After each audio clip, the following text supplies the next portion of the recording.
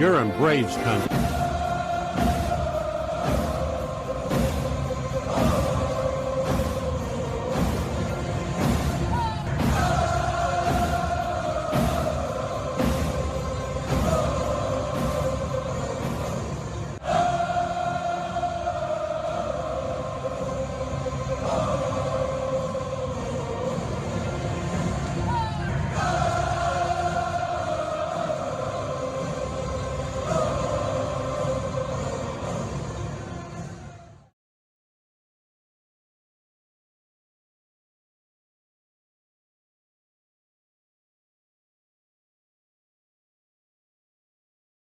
You're in Braves country.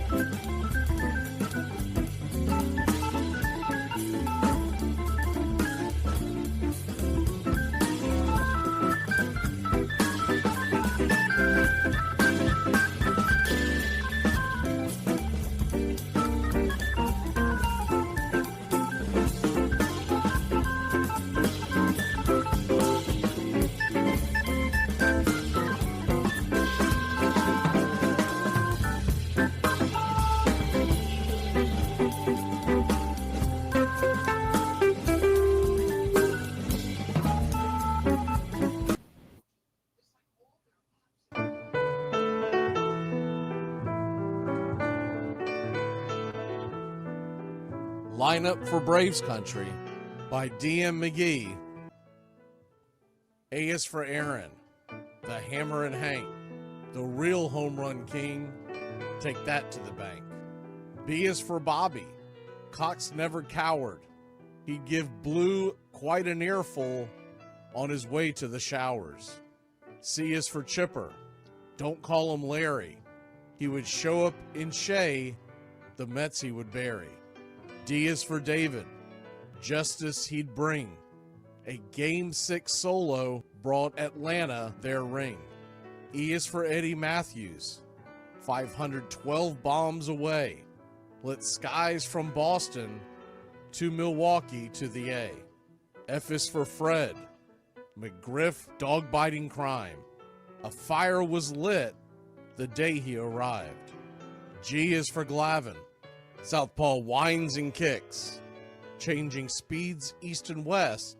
A gem in Game 6. H is for Harry and his brother George Wright. The father of baseball, Boston pennants in flight. I is for inning, ending double play. Riley to Ozzie to Olsen all day. J is for Jones. Andrew let her fly. And his gloves in center is where singles would die. K is for strikeouts. A plenty from Strider. The quads in the stash, getting swings from that slider. L is for Lopez. Javi to BMAC. Travis and Smurf, we've been lucky to see that. M is for Mad Dog. He won 355. Could swat flies with the changeup and still bust you inside. N is for Necro. He got to the hall by bending and knuckling and floating that ball. O is for Otis. Old Nixon could fly. The catch at the wall baffled our eyes. P's still for Peterson. We were all rockin' pearls. With Eddie and Jorge, we were out of this world. Q is a quandary for why Dale is not in. Murphy MVPs again and again. R is for ranking. The top pitchers lore. Remember Kid Nichols, 107 WAR. S is for Smoltzy. The big three in the hall. When the game's on the line, you give John the ball. T is for Tyler. Matzik and the gift of 2021, the entire night shift. U is for Chavez, but we say Uncle Jesse. The frames, the release, kept the batters guessing. V is Van Weeren. Skip Carey 2. Don Ernie Joe, the tales from the booth. W is Warren. Spawn Johnny Sane. They'd ride him in Boston and then pray for rain. X is Mazzoni. Yeah, X marked the spot. Leo rocked next to Bobby and his pitchers stayed hot. Why it makes us feel young. The game's main appeal. Chopping through the battery, there's no better feel. Z is for Zip Boom Bam, Ramalama Ding Dong. Throughout the summer, we sing that song. From AJ to eyeglasses and a hell of a pen. Mad Max, Uncle Charlie, win after win.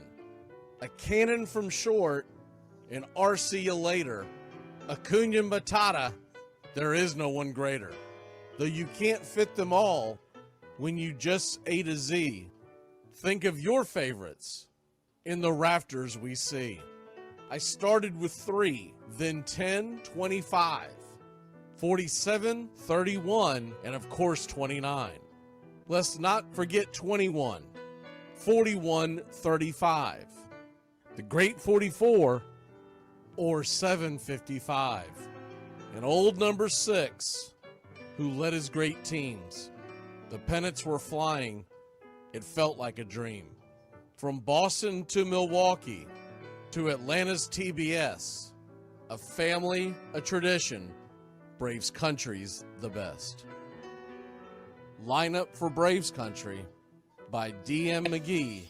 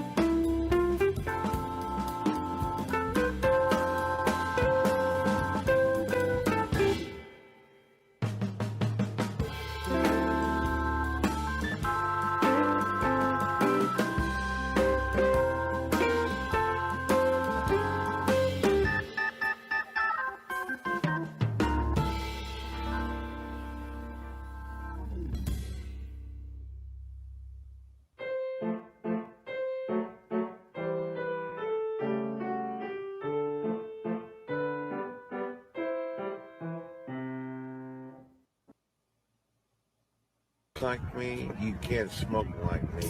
So don't try and be like me. Let's party together.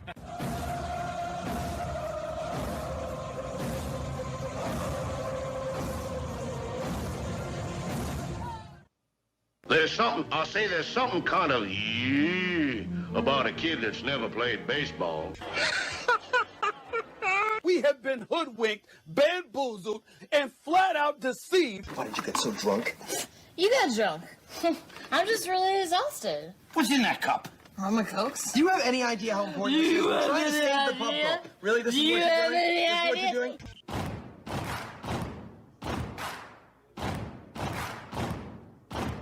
Baseball is a beautiful thing. It's more beautiful in an old park. It's asymmetrical and quirky. But even in a dome with artificial turf, it's beautiful.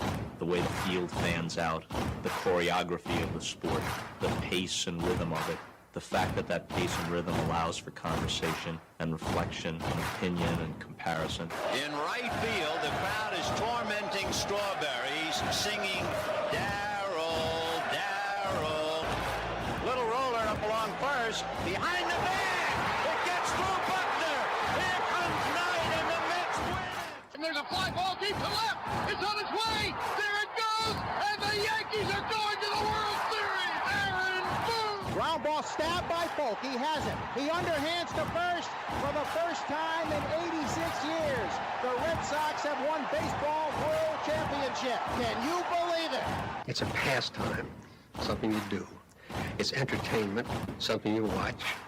And it's a shared experience, something you talk about and read about. But you can apply those same three criteria to other things. What makes baseball special is that it's the best game that's ever been devised. Smith corks one into right down the line. It may go.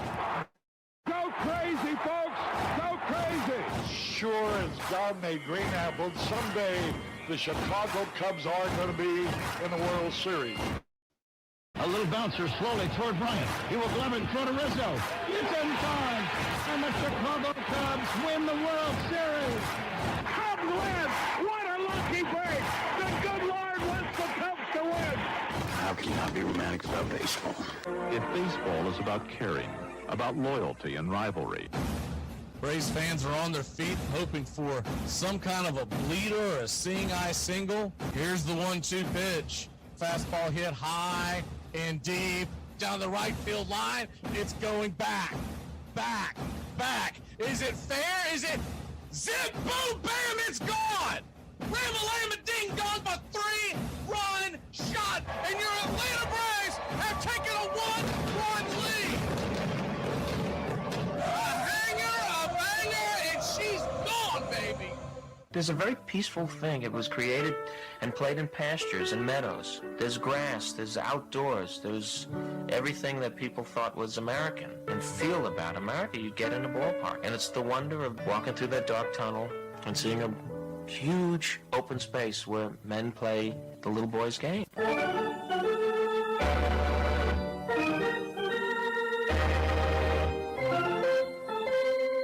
I believe in the Church of Baseball. I've tried all the major religions and most of the minor ones. I know things.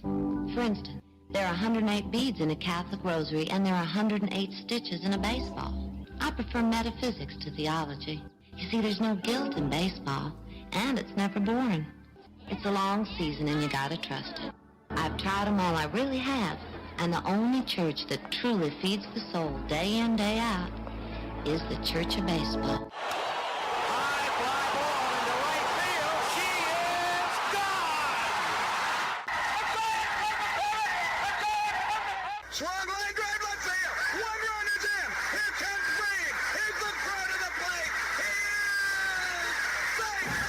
You're in Braves country. If there's a bigger thing going on right now, I don't know what it is. We're down to one strike here. Gurriel, the last hope for the Houston Astros. Here's the 0-2 pitch. Swung on, bounced over to Dansby. Dansby fires it over to first. And here comes the dog pile. Fire the cannons in the battery. Do the chop. All throughout Braves country, pop that top! Your Atlanta Braves have won it all! and gentlemen, welcome. We direct your attention now to home plate. Please remain standing. We call your attention to our bands here today. They will be jointly directed. And now, another fixture, our national anthem.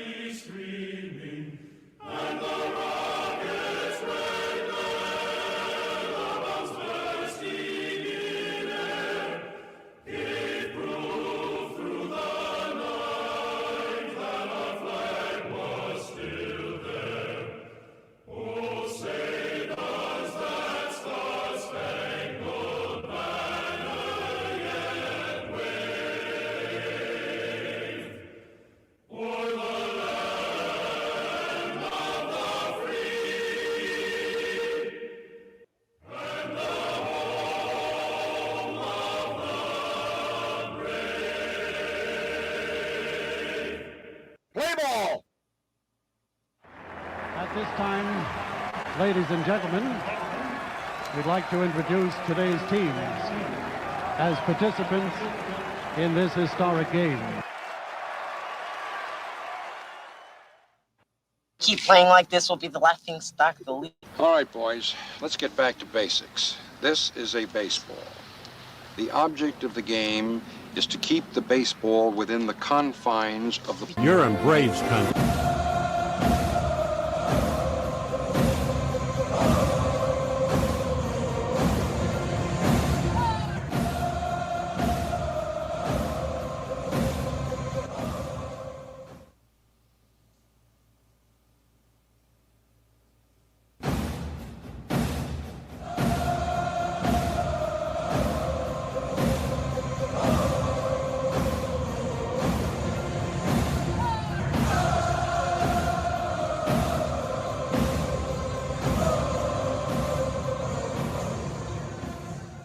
On a beer? 7 o'clock in the morning. Scotch? Hey, howdy, hi, and how the hell are you? Pull up an armchair, girls and boys, and join us for Braves Country Baseball. You're listening live, and the scene is Truist Park in Atlanta, Georgia. We're set to bring you pitch-by-pitch, play-by-play of your Atlanta Braves. Hi, I'm Mac McGee. It's time to put it all aside and get set for what should be a great day on Braves Country Radio. We'll go through the lineups today as the game moves along. Put your click in the chat, slap that like, and let's get ready, Braves Country. We'd like to thank everybody for choosing Braves Country Radio, and a special thanks to all the country club members. Please like on your way in and subscribe, set those alerts, and share Braves Country Radio to help build the crowd so we can continue to bring you the classic call of Braves Country Baseball. Well, it's about that time. Grab you a cold one. Find you an armchair. Atlanta Braves Baseball right here on Braves Country Radio. Your modern-day superstation is in its 5th season of bringing you pitch-by-pitch, play-by-play of your Atlanta Braves and our one-of-a-kind production. Take us anywhere you go for over 170 Atlanta Braves ball games. Please like and subscribe today. Join the Country Club. Thank you to all the Country Club members. You help support Braves Country Radio. Get this bus moving. Stop. Come back. Too late. Roll call! Yeah, roll call! You're in Braves country.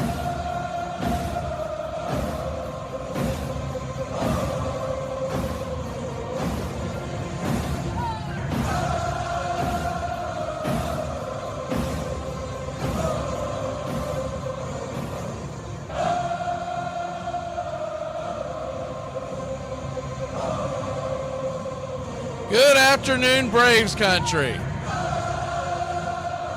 I see B.A. Baracus, Brian Andrews, Uncle Charlie Fritz, John, Billy Powerbacks, King James Hagan.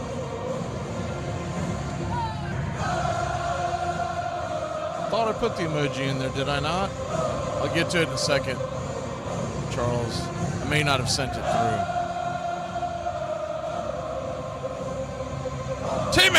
Timmy Powell, John. Who else do we have in here this morning? Neil Pearson.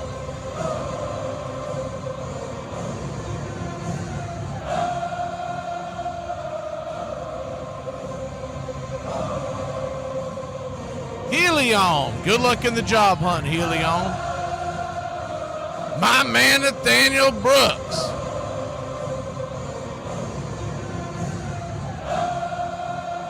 Who else do we have in here today? Jen J. Good to see you. Robert. I thought I saw Jameson Taylor in here. George Pearson. Are the two Pearsons related, or is that just a coincidence? Billy Birdwell.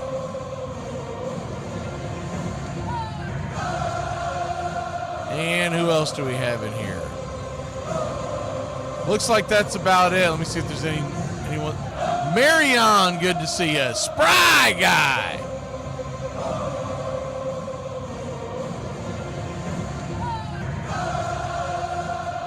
Welcome back to the club, Edward Spry.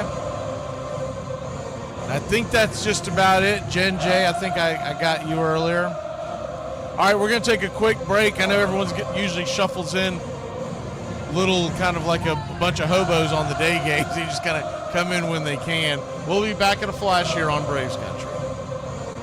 Pitch by pitch, play by play of your Atlanta Braves. Hey, Braves Country, Mac McGee here for American Rebel Beer. America's patriotic light lager, all natural ingredients. Stand tall, be proud. The perfect beer to celebrate life, liberty, and your pursuit of the American dream. America's patriotic light lager, offering a crisp, clean, bold taste. Perfect beer to celebrate life, liberty, and your pursuit of the American dream. A beer with only 110 calories that tastes like a full-flavored beer and celebrates like freedom.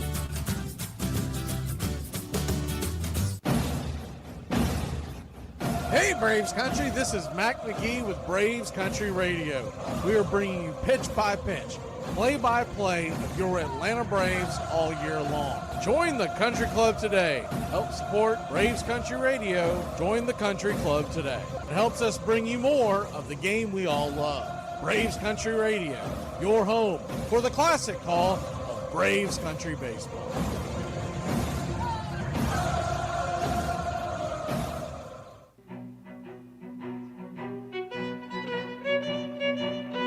Hey, Braves Country, Mac McGee here for American Rebel Beer. From the mountains to the prairies to your pint glass with white foam, we're bringing back beer with a backbone. All that matters in our brew is taste and a touch of American excellence. American Rebel Beer, born in the USA.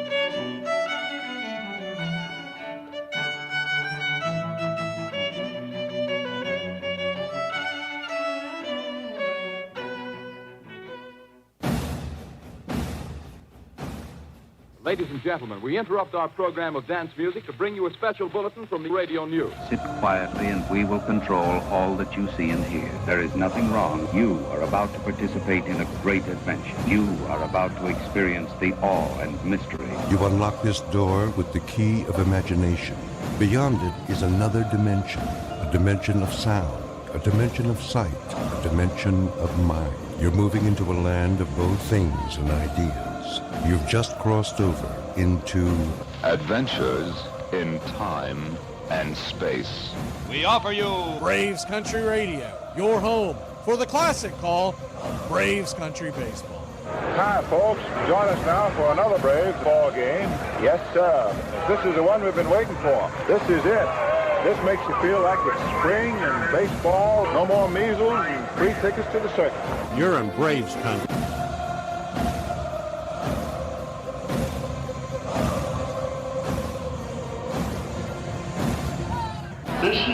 reminder, disorderly conduct will not be tolerated. Please respect your fellow fan and refrain from any unruly behavior. Failure to comply with these guidelines will result in ejection.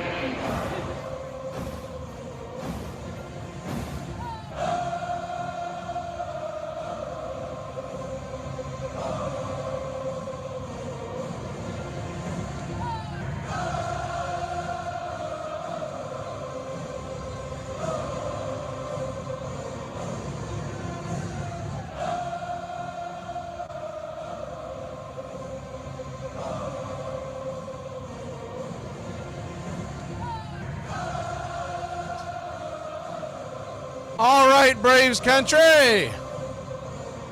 Atlanta Braves are wearing their home whites.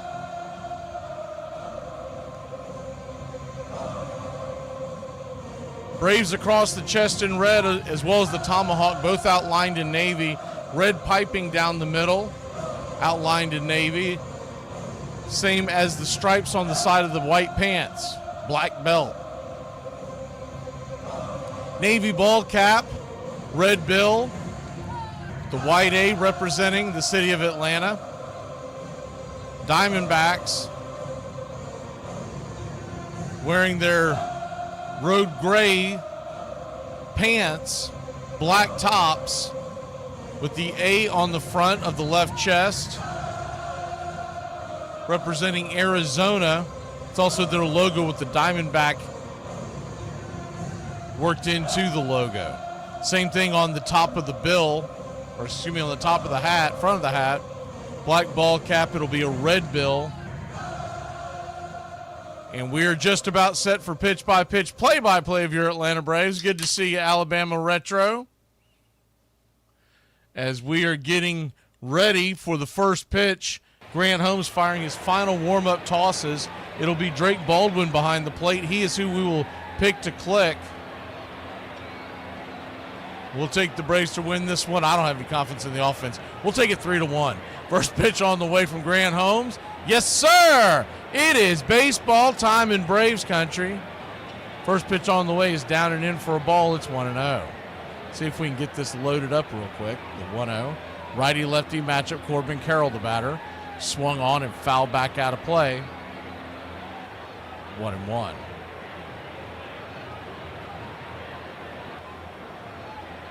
1-1 count. 0-0 your score, just getting going here. 1-1. Swing, chops it back towards the mound. Grant's going to have to hustle. Flips it to Olsen, who's covering the bag, and they'll get him. 1-3 put out. Good defensive play by Grant Holmes.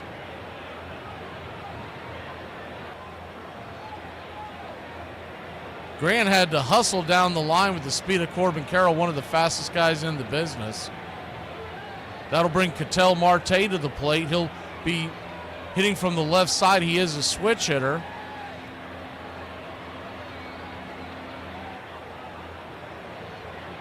Infield is back and to the right, playing Ketel to pull. First pitch on the way. Slider right down the pipe on the outer edge. It's 0-1. Remember, this was the pitcher, Grant Holmes, who gave up 4 home runs to Eugenio Suarez in the desert. You know that is on his mind. Or 3 home runs. Suarez hit 4 total. The 0-1, outside wide, 1-1. 1-1 count.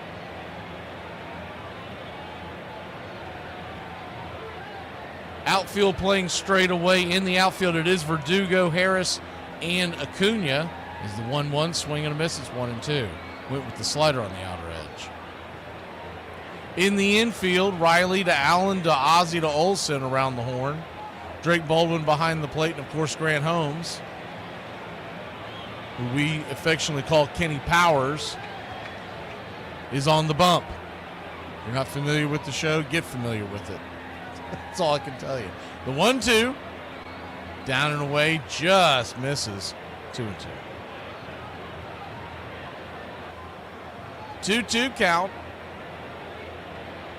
Righty lefty. Marte standing in with 10 home runs, 17 RBI. a 1,000 OPS. The 2-2. Swing and a miss. Strike 3. Got him with the slider. 2 away. Good pitch by Grant Holmes to get it going. I play real sports, not trying to be the best at exercising. I'm Teddy Powers. I'm the man who has the ball, so that is why I am better than everyone in the world. Number 3 hitter, Perdomo to the plate. He'll take the first pitch. 96 off the edge. It's 1-0.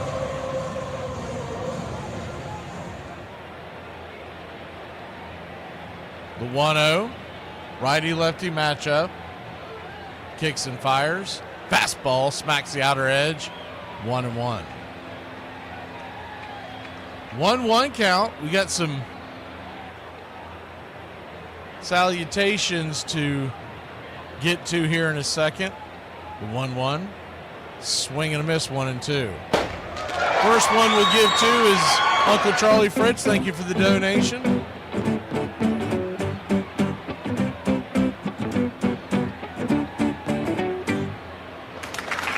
1-2 count. In the dirt, 2-2. So a 2-2. Braves trying to avoid the sweep. And I don't know about y'all, but all I can say is find someone who looks at y'all the way I look at the Atlanta Braves. The 2-2 pitch. Down and away, 3-2. Every night I'm disgusted and mad and disappointed. I won't say depressed, but I'm disappointed when they lose the game. And the next morning I wake up and go, this day will be better. This is the day we're going to get it together. You wouldn't believe the superstitions I try every day to try to turn things around. The 3-2, swing rips it over to second. Ozzie backhands it. That ball ate him up, but a great job by Ozzie Albies to stick with it. We'll be back in a flash, much more on the salutations when we return here in Braves country. I play real sports, not trying to be the best at exercising. I'm Teddy Powers. I'm the man who has the ball, so that is why I am better than everyone in the world.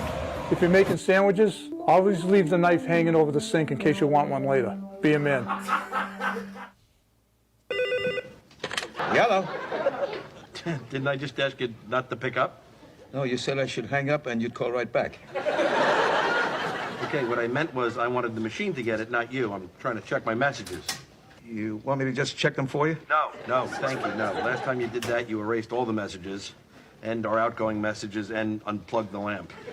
Just let it ring, okay? That's your world. I just live in it.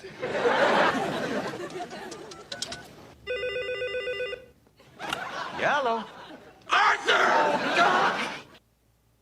Most people don't examine the meaning of the word exploitation. I think if you ask most people, they would say to be exploited is to have a low wage.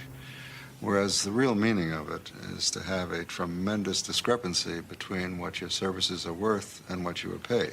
In 1946, the major league owners had established a minimum salary of $5,000 a year. In 1966, midst of a decade dedicated to change, it had risen only $2,000. 2 months before the 1966 season began, Sandy Koufax and Don Drysdale demanded a raise from their owner, Walter O'Malley, insisting that he negotiate with them as a pair. Without their combined talents, they felt, the Dodgers were sure to end up in the cellar. They also insisted that the Dodgers deal with their agent, something new in baseball, not with them. An infuriated O'Malley refused. Baseball is an old-fashioned game with old-fashioned traditions, he said, and since the reserve clause barred their trying to play for anyone else, he resolved to wait them out.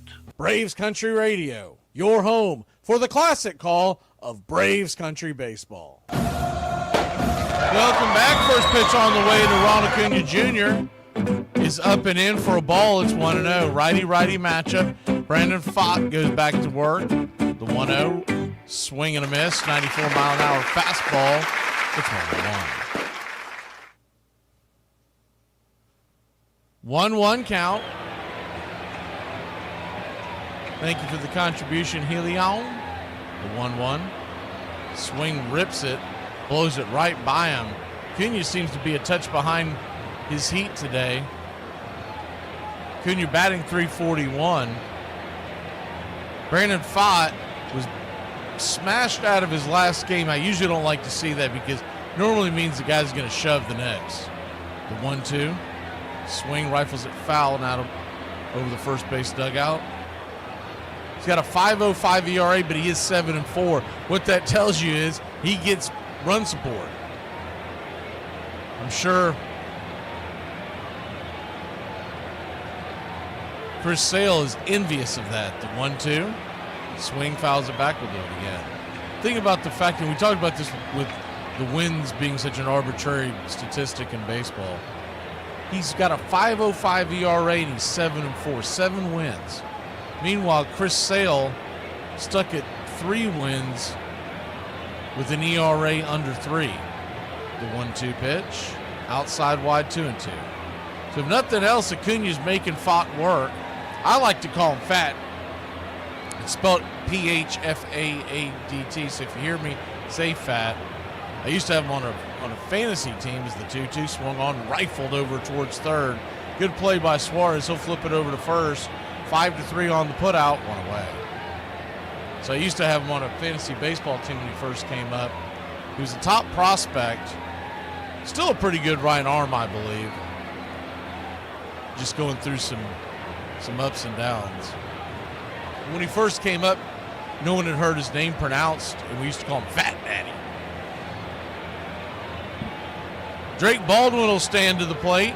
First pitch on the way to the Drake. Swing, rips it towards center, but drifting back, making the catch is Young for a long out number 2. Drake Baldwin's picking up the bad habits of the other batters in this Braves lineup. Swinging at the first pitch he sees of the game. You just think these guys would want to see a guy at least 1 or 2 pitches before you take a hack. Austin Riley comes to the plate, and Pfaadt sitting at 8 pitches. First pitch on the way, 94 off the edge. It's 0-1. Regardless whether he wanted to take that one or not, and that was a good take. You almost have to. You got to make this guy pitch 10 pitches in the first inning. The 0-1.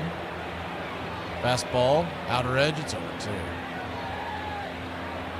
Good to see Mark Ricky Ricardo, an 8-7. Who else do we have in here? Anyone else jump in? Mike, good to see you. The 0-2. Swing, fouls it back, we'll do it again. So an 0-2 count.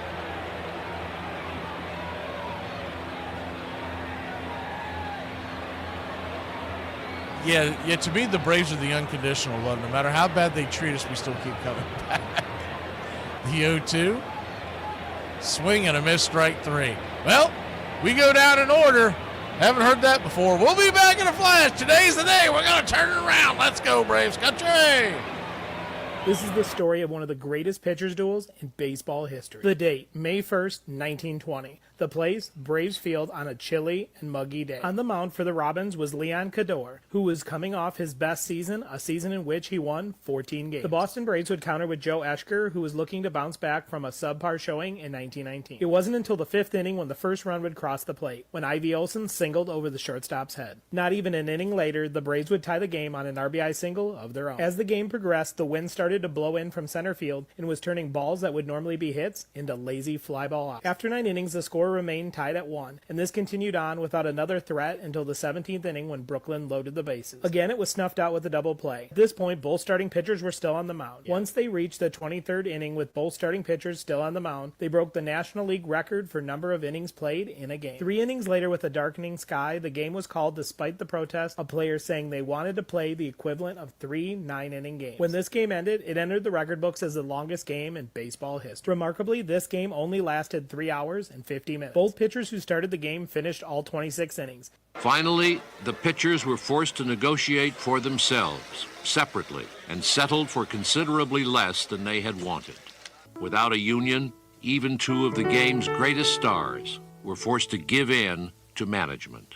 You think of people who changed the game of baseball. Well, aside from Babe Ruth, of course, the Bambino and his home runs, and Jackie Robinson entering, the third name has to be Marvin Miller, who led in organizing the Baseball Players Union and thus changed the game. On March 5th, 1966, the largely ceremonial and ineffective Major League Baseball Players Association created the full-time post of executive director and appointed to it a veteran labor organizer, Marvin Miller.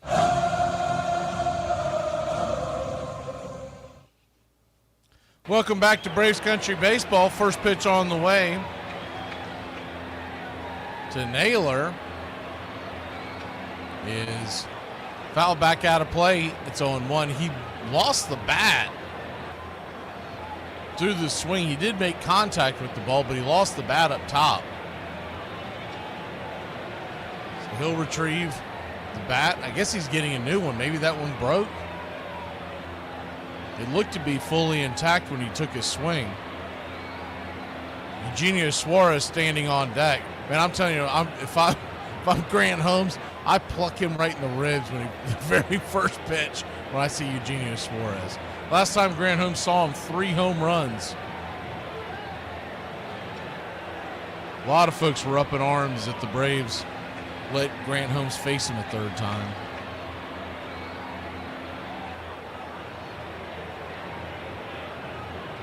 Nonetheless, we got an 0-1 count, righty-lefty, first pitch after the bat exchange. He goes around. They check down the third base umpire, Ortiz. He confirms it. It's 0-2.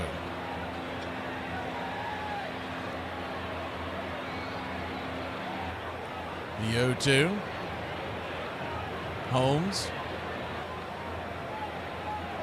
Josh Naylor, 7 home runs on the year, 792 OPS. The 0-2. Swing and a miss, strike 3. Chase that slider down and in. Second strikeout of the day for Grant Holmes.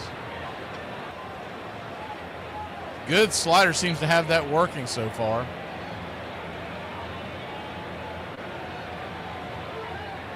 First pitch on the way to Suarez, 95 on the inner cut. It's 0-1.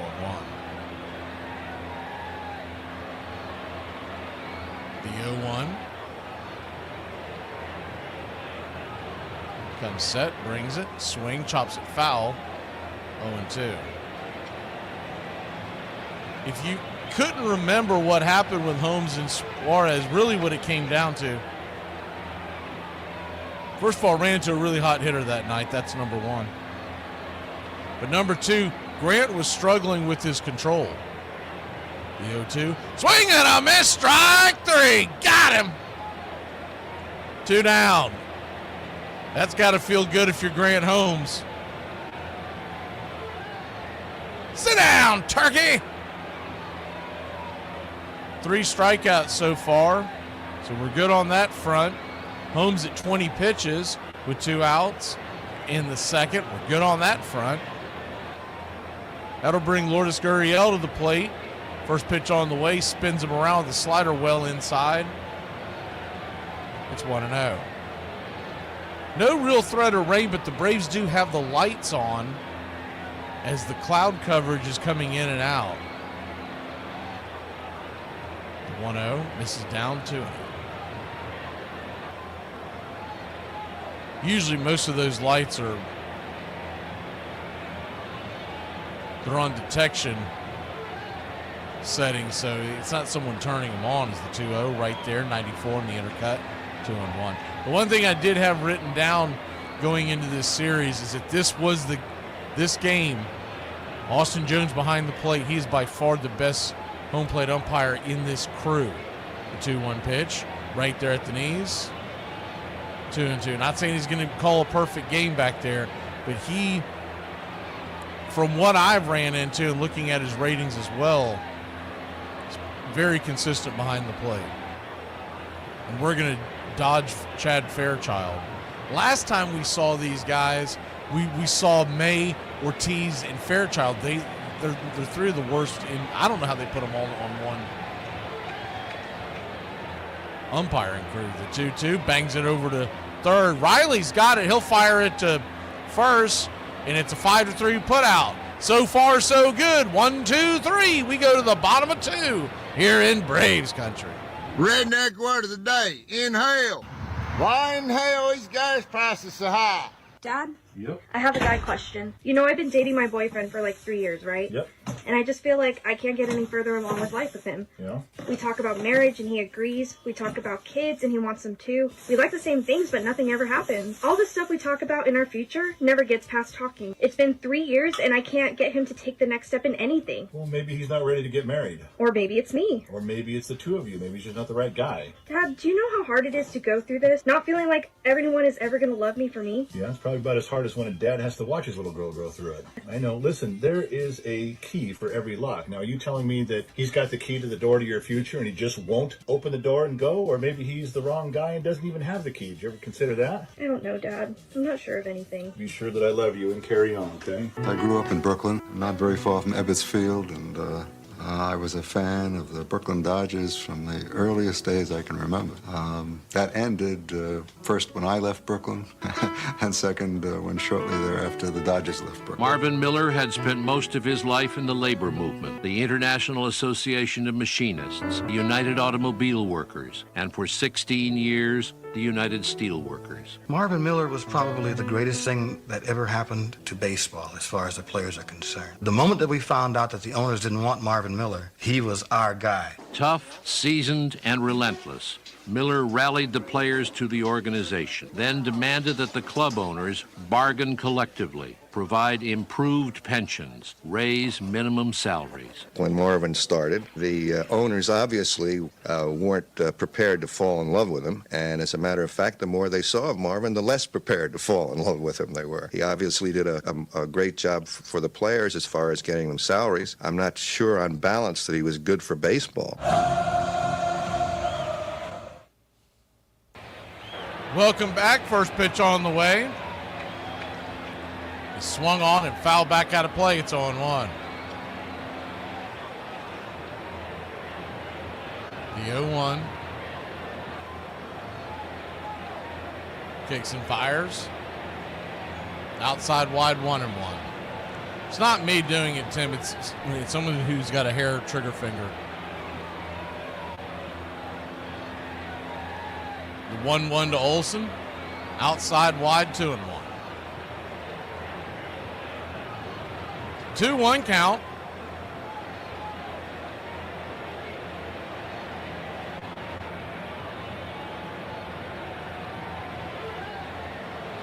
Pitch on the way. Swing. That ball's lifted high and deep into center field, going back, making the catch at the back of the warning track for a loud out number 1 is the center fielder, Alec Young. That ball was hit hard, but right into the teeth of the defense.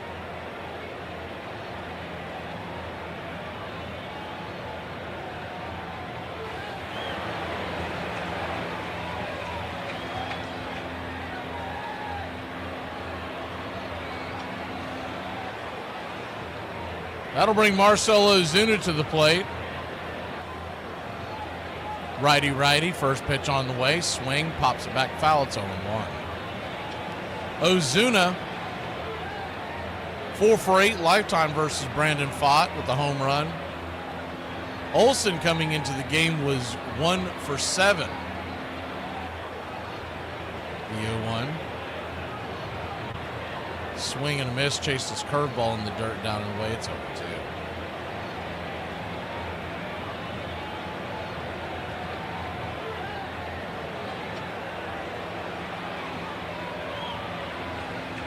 Oh-2 count.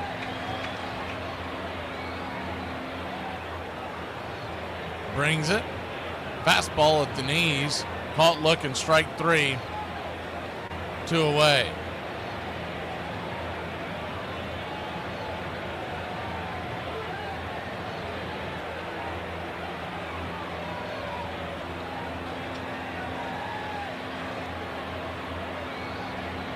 So quickly 2 down here to start the bottom of the second inning, and Ozzie Albies will be the batter. First pitch on the way, swinging. There's a shocker, pops it up high down the right field line. Out of play, it's 0-1.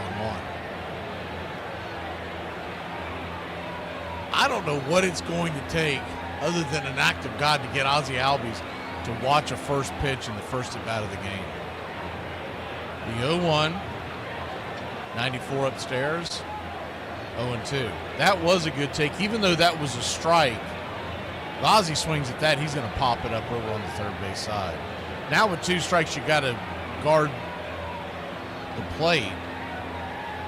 The 0-2, swing, chops it foul, do it again. Fott, by the way, is an incredibly low pitch count of just 22 pitches with 2 outs here in the second. So the Braves are doing well on that front. Diamondbacks are actually a little bit in front of that. The 0-2, outside wide, good take, 1 and 2. First time through the order, even if you don't get runs, you want to run that pitch count up. You want to see the guys see enough pitches. You also may wear down Brandon Fott. None of these guys are used to the Georgia heat. The 1-2, swing, pops it back foul, do it again. It's not terribly warm in Georgia today. It's supposed to get into the high 70s, but with a little bit of humidity, and you got a team that plays out in the desert and out west, they're not used to any of that.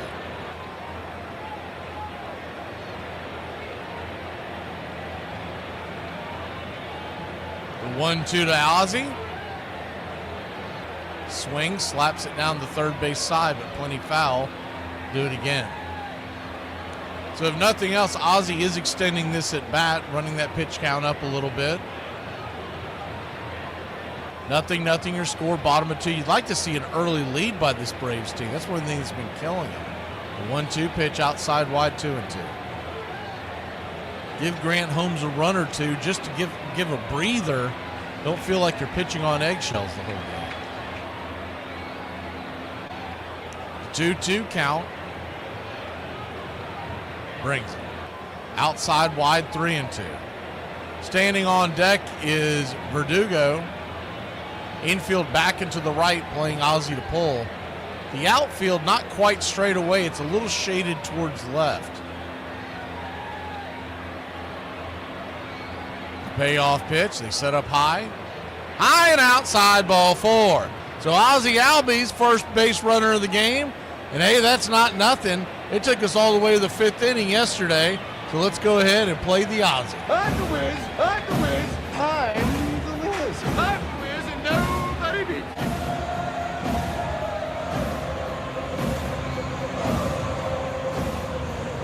Alex Verdugo. Wouldn't this be a good time for him to finally get a home run in a Braves uniform? First pitch on the way.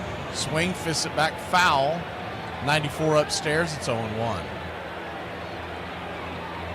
A little bit more what you'd like to see. Brandon Fott's about to throw his 30th pitch of the game here in the second. Anything north of that, it starts going into the Braves' favor. The 0-1. Inside, down and in. They check down the line. Did he go around? Third base umpire Roberto Ortiz said he did not. It's 1-1. Good block by Herrera, the hind catcher for the Arizona Diamondbacks. That ball bounced in the dirt and was kicking towards the first base dugout. He blocked it, was able to hold on to it, or else Ozzie would be in scoring position. Ozzie leaning to the right, the 1-1 pitch, down and in. That ball will get to the backstop, and that will send Ozzie Albies all the way down to second base. And now, any kind of a base knock should score Ozzie that gets to the outfield.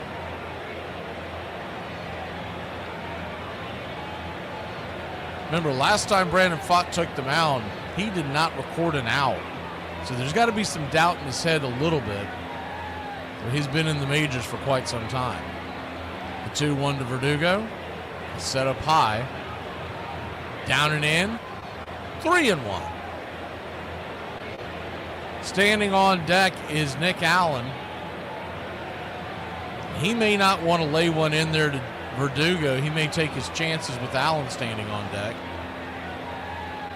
Michael Harris is in the hole. The 3-1. Swing and a miss. Chase one out of the zone. Down and in. 3-2. Would have liked to have seen Verdugo force him to throw a strike before he swung at one. So a full count now. You got to shorten up your swing and defend that plate. A payoff pitch. Swing, rips it into right field. That's going to get down where the green grass grows. Ozzie Albies will come around to score, and Verdugo slides headfirst into second base, and your Atlanta Braves have scored a run early on. What's going on? Blood pressure's coming up. The pulse is getting stronger. How about that? Get the OR ready. We've got a live one going, and we want him to stay that way.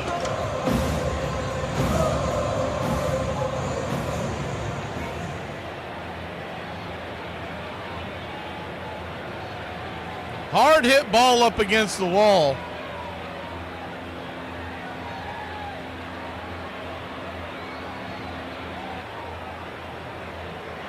Nick Allen, the batter, first pitch on the way, 94 on the outer edge. It's 0-1.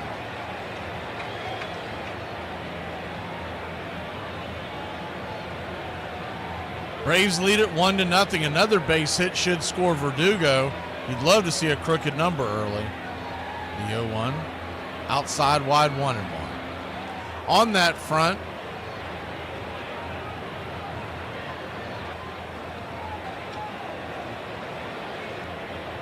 I don't know, Garrett. I wasn't aware of that.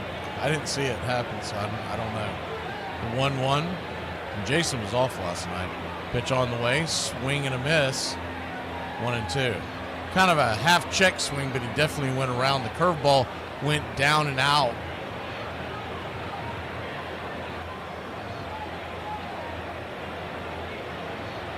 The 1-2. They set up high.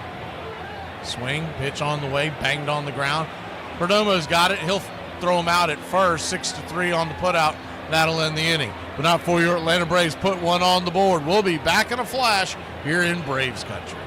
Say the weird thing. I don't understand what baking soda really is. Because in the context of making baked goods rise, that makes sense, baking soda. But you're telling me this magical dust is also mouthwash, deodorant, teeth whitener, fridge odor neutralizer, air freshener, apparently it's a whitening agent for my laundry, kitchen cleaner, carpet stain remover, pesticide remover for fruits and veggies, silverware polisher, scorched pot cleaner, oil and grease fire extinguisher, homemade weed killer. It can help treat heartburn and may soothe canker sores. It may improve exercise performance, and it may relieve itchy skin and sunburns, and may slow the progression of chronic kidney disease. What is this stuff? If you had to make an educated guess, how much money do you think Generation X owes Columbia House? Is it more than like the national debt? 12 CDs for a penny. These little cards you could fill out, and they would send them to you in the mail. Only on the good faith that you're gonna buy another CD from them the next month. When they really wanted to put the heat on us to pay for it, they'd send us these little collection card notices. Fill out another card under a fake name, get 12 more CDs. Probably like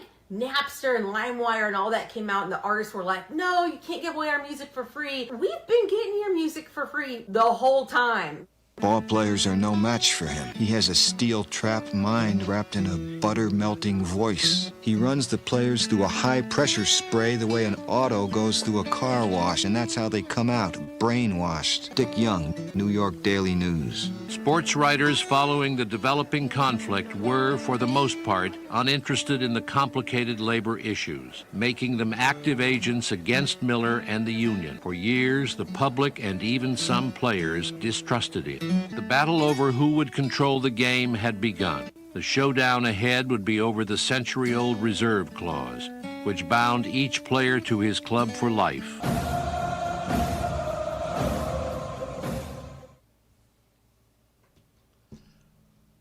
Welcome back. Grant Holmes goes back to work. Righty-lefty matchup. First pitch on the way. 83 on the outer edge. Slider to Pavin Smith, the number 7 hitter. It's 0-1. Braves lead it 1-0. The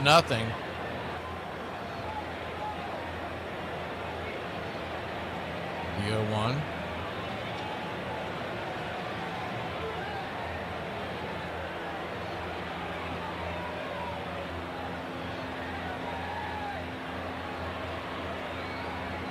Right there for a strike. It's 0-2. The 0-2 from Holmes. Curveball on the outer edge. Tried to give him a chase, but that one was well off the plate into the left-hand batter box. Braves lead it 1-0. Smith, 285 hitter with 4 home runs, 16 RBI. The 1-2. Slider down and in, 2-2.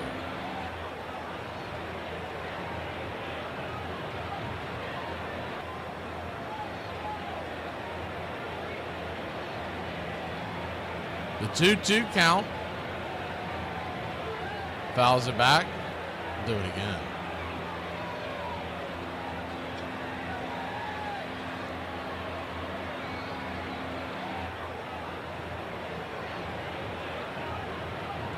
Top of the third inning. Holmes is at 30 pitches. About where you want to see him. The 2-2 down and in. You go around. They check down the third base line. Third base umpire Ortiz says he did not go around. I'd have to see a side view of that. That was a 50-50 one there.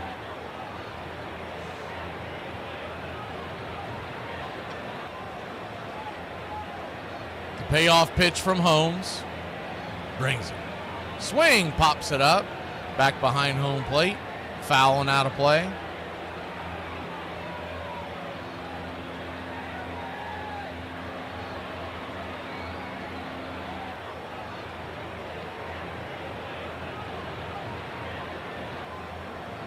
Payoff pitch once again from Holmes. Slaps it towards left field, drifting over, making the catch is Verdugo for out number 1.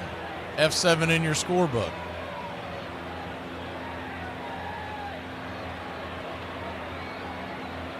You're looking on the monitor on YouTube. The sky's not quite as pretty as it looks on there, but not much of any kind of a threat for any precipitation at all. First pitch on the way is 95 out of the zone to Alec Thomas. It's 1-0. 1-0.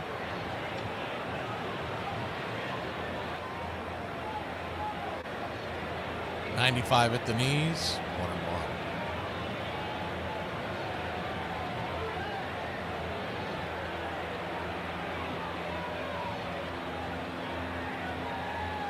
1-1. 1-1 count. Swing, slaps it into left. That will get down for a base hit. Thomas motoring towards first. He'll put on the brakes. And it's 1-out single with the guy with very good speed. So he'll be a threat to go.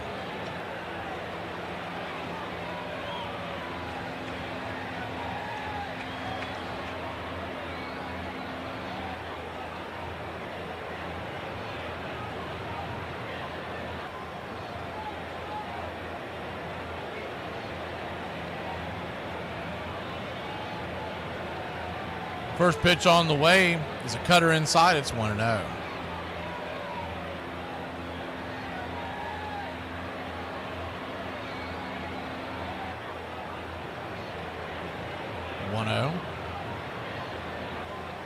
Fouls it down the left field side, but that'll get out of play. 1-1.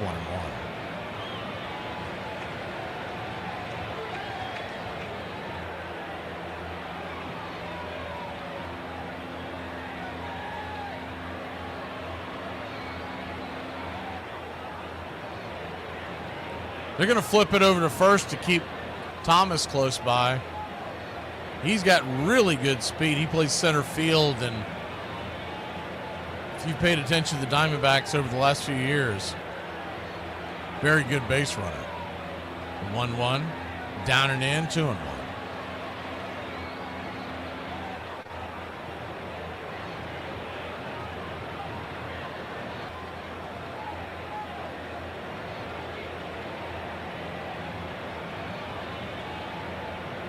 The 2-1 pitch, swing, chops it foul, good slider. That slider's got some good break on it today by Grant Holmes. Sometimes it comes in a little flat. It's got some good movement to it.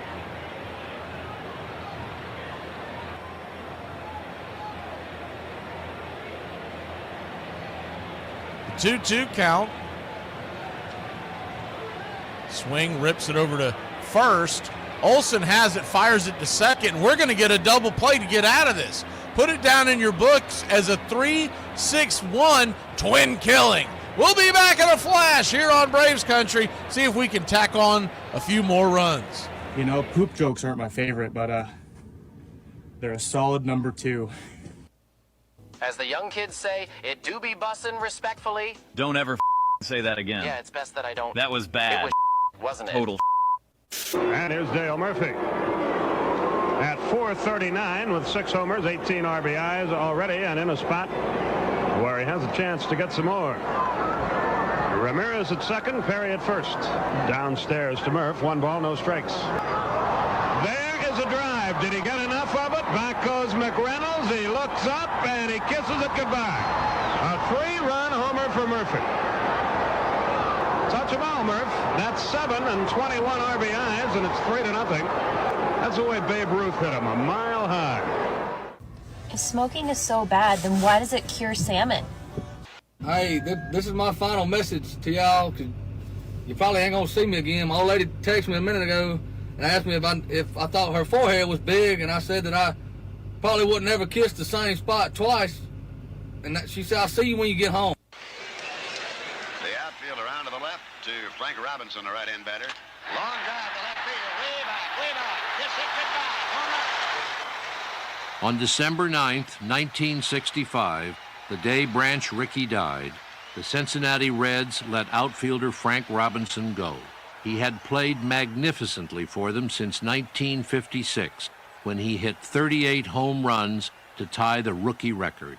He charged into outfield walls to make spectacular catches, hurled himself into opposing infielders to break up double plays, and in 1961 won the National League's Most Valuable Player award. In casting him off, the Cincinnati owner explained that Robinson was too old at 30.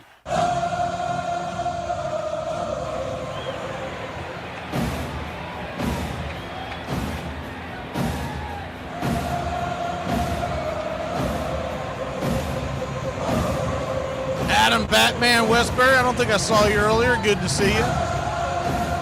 Michael Harris II stands in to lead us off.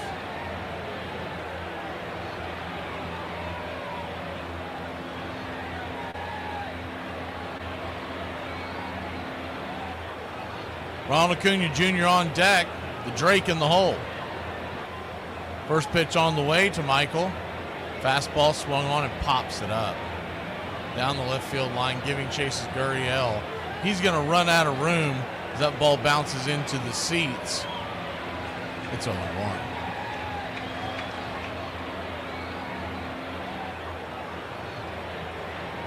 The 0-1.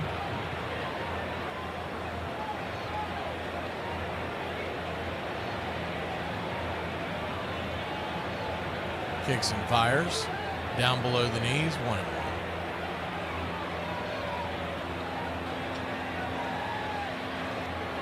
I believe the badge is already in there, Tim. Pretty sure that we put we put it in there. The 1-1 down and in, 2-1. So a 2-1 count.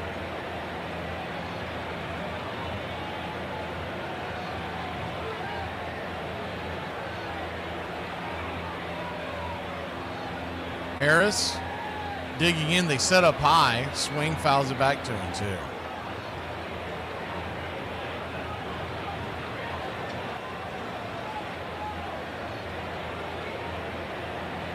Remember, we head out to the West Coast after this game. Tomorrow night, get you some coffee or something. It's a late one. The 2-2, swung on, broken bat, pop up, over to short. F6 in your scorecard, 1 down. Tomorrow night, that game starts at 10:15. That's later than they normally do. I don't know why it's starting that late. I don't know if they get a little later as the summer goes on out there in San Fran. First pitch on the way to Acuna is off the plate. Called for a wide strike. It's 0-1. Typically, they start their games around 9:45, but 10:15, man. Fastball misses high, 1-1. 1-1 count.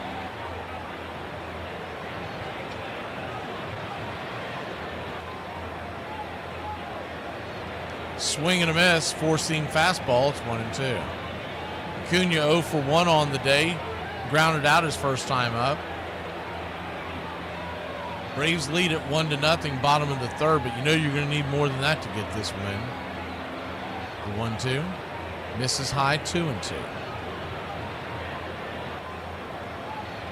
Saturday's game is a 4:10 first pitch. And then remember, Sunday, we had a death in the family, so I will not be able to be here. I will be back by Monday night. 2-2 count. Good curveball. Better take by Acuna. Trying to get him to chase off the plate. So a full count to Ronnie.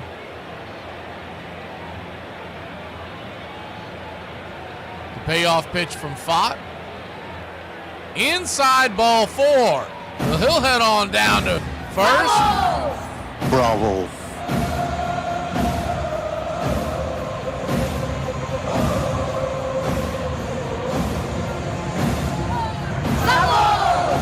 Bravo.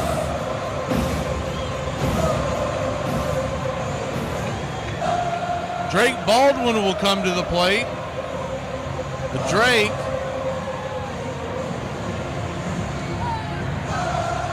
(0 for 1) takes the first pitch at the knees, change up a little below the knees. Called for a strike. It's 0-1.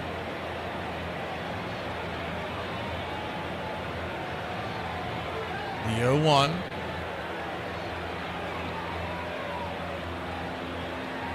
Brings it down and in, 1-1. He lined out his first time up. Saw one pitch.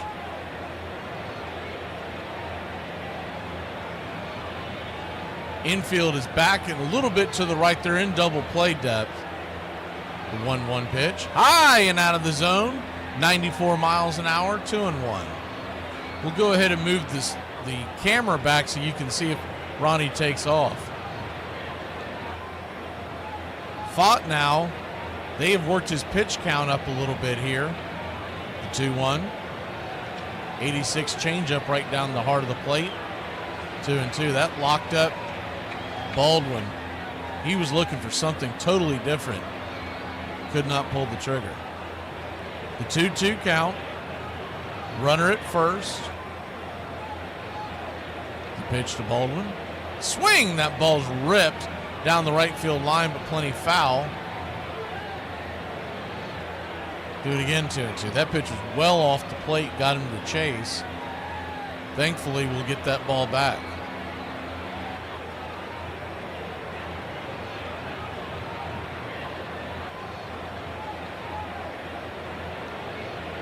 The 2-2, swing, up the middle, backhanded by the second baseman, Marte. He fumbles it, and Drake's gonna get in there first, and the Atlanta Braves got something cooking. What a double check like to make sure it's in there. Drake. How could you not like the Drake? Who's the Drake? The Drake is good. Hard hit ball, backhanded by Marte. He just could not find the handle on it. So there's the Grant Holmes one. There's the Acuna one. And this is the Drake one. Austin Riley comes to the plate. Righty-righty matchup. First pitch on the way. 95 down and away. It's 1-0. 1-0. First and second, one out. Sometimes that's what you need. You need a little bit of luck to get this offense going. Austin Riley, 158 in the last 5 games. 1-0, chops it foul, 3 for 19. He does have a home run in that stretch, but that's his only RBI. Remember, last night they pitched around Acuna, or actually intentionally walked him to get to Riley late in the game. 1-1 count. Brings it. Swing roasted up the middle. That's going to get through for a base hit. Here comes Acuna. He'll come flying around to score, and your Atlanta Braves have made it a 2-0 lead. Good base hit, worm burner by Riley. You're my boy, Blue! Blue, you're my boy!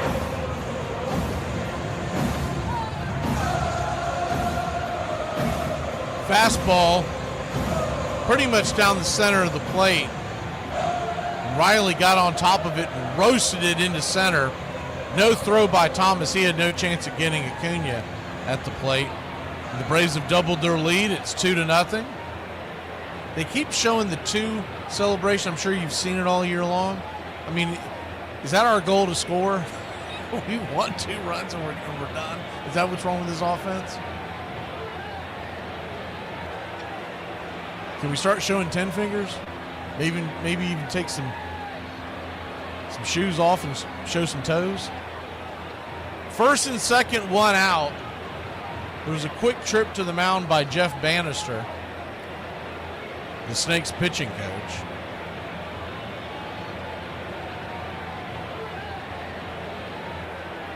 We're here in the bottom of the third. We've got runners on first and second. Riley and Baldwin are on first and second. They both have decent speed. First pitch on the way to Olsen is a changeup off the edge. Called for a strike. It's on 1. They're over there shooting the camera into the Braves dugout, showing the hitting coach, Tim Heyer. I'm sure they're blowing some sunshine up someone's rear because we got 2 runs. Let's extend them. Let's lock them in. Don't let them get anywhere. The 0-1 swing and a miss. It's 0-2. 0-2 count.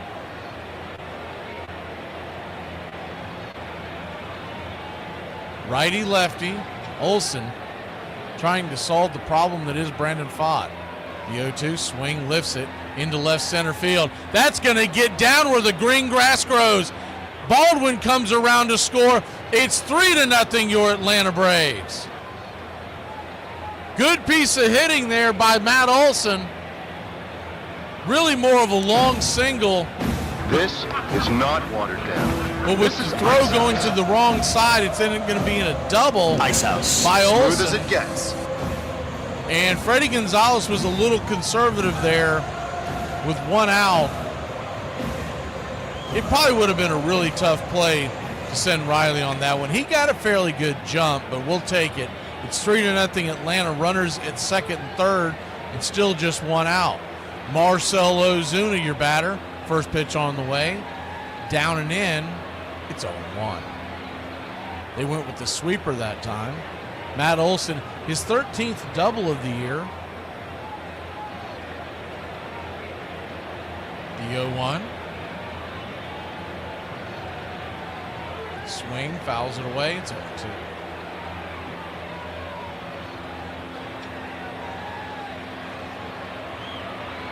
A fly ball here would surely score Riley.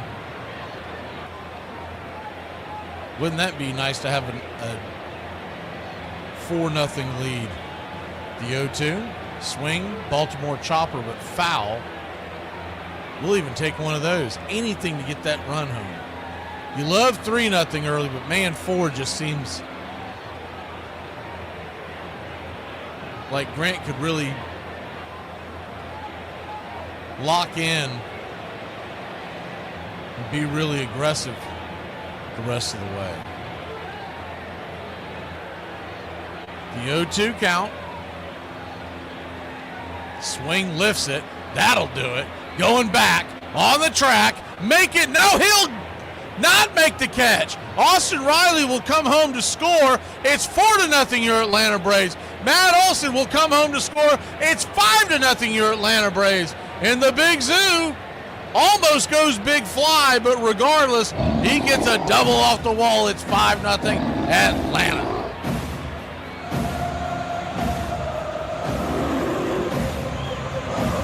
Alec Thomas had a beat on it, crashed into the wall, misplayed it.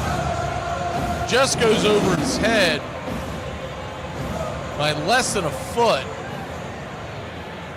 He was running back towards the wall, then looked to see where he was when he looked back again, I think he lost the ball, and that cost him.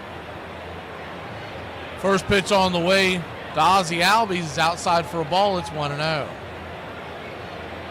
1-0. Kicks and rips. Swing, laces it down the right field line. That's going to get down where the green grass grows. Marcell Ozuna comes around to score, and your Atlanta Braves have put a six-pack up with Ozzie Albies getting an RBI double. How about that? I'm the Wiz, I'm the Wiz, I'm the Wiz. I'm the Wiz and nobody beats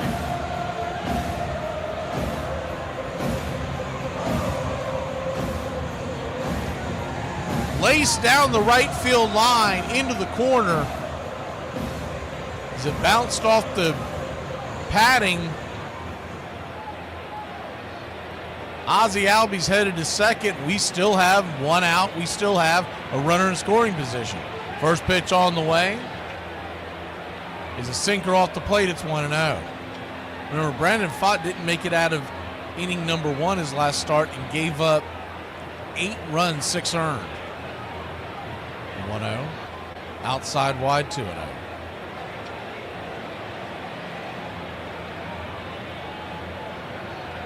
2-0 count. Good to see you, Ty, and pushing buttons. Tree Nug. The 2-0. 95 smacks the black. Up top, it's 2-1. Braves have put 5 across in this inning. 6 total, 5 hits. The 2-1 count. Way outside wide, 3-1.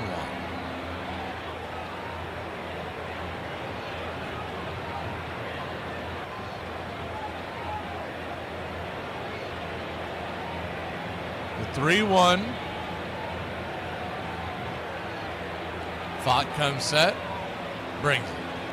Rips it down over to first. That ball ate up the first baseman, Pavin Smith.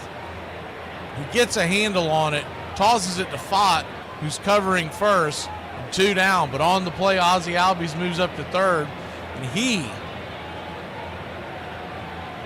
is 90 feet away from making it a touchdown lead.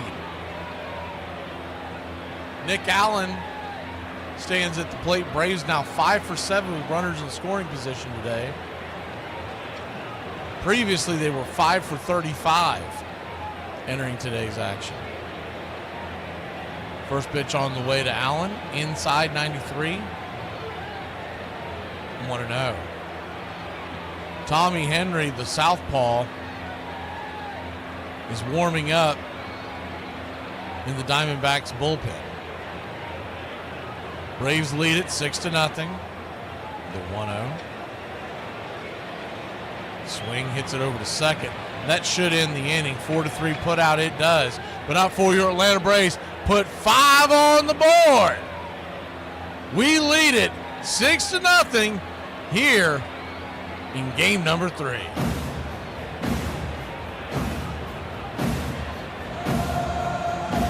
My personality is like, I don't give a f***, but my anxiety be like, I do. I don't know which one of y'all need to hear this, but give me back the canned green beans. Because you know what? I ain't even trying to be bougie or nothing. This take too much work. Wifey talking about, hey, babe, since I'm out and about, can you get them little green beans, Brad? Yeah. She's talking about bust open the bag, rip out both ends, and then break them in half. I said, this whole bag? It's like 300 of these damn things here. I'm gonna be here for hours. This is a lot of work. Got me messing with these big old green beans. Give me the can. See, kids do the craziest stuff when they too quiet, bro. You gotta go check on them constantly. It ain't no leaving them alone. It ain't no, oh, they good. Nah, you gotta go look because they doing stuff like this. Washing rocks in my sink. Put the rock back outside. Then you gonna ask them, how you did that? Better check on y'all kids if they too quiet. Y'all better play Marco Polo in the house or something because something is happening. Something that's gonna cost you some money is happening. With the Koufax, I looked at him when I was a kid. I saw him as a kind of Picasso on the mound or something like that. It was this extraordinary artist. With the Koufax, there was this cerebral sort of artistic flair about him. By the end of the 1966 season, Sandy Koufax was at the peak of his career. He had won 27 games that year, pitched 11 shutouts, and led the league in strikeouts. But just a month after the World Series ended, he called a press conference to announce that he was quitting the game at the age of 31, while he could still lift his arm. Braves Country Radio, your home for the classic call of Braves Country Baseball. See, I told y'all today was going to be the day. First pitch on the way is high and inside. Cutter misses to Corbin Carroll, the leadoff hitter for the Arizona Diamondbacks. Top of the order back due up for Arizona. It's 1-0. 1-0. 94 right there on the inner cut. 1-1. 1-1 count.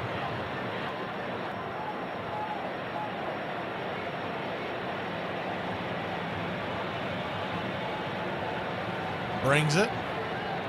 Slider down and in.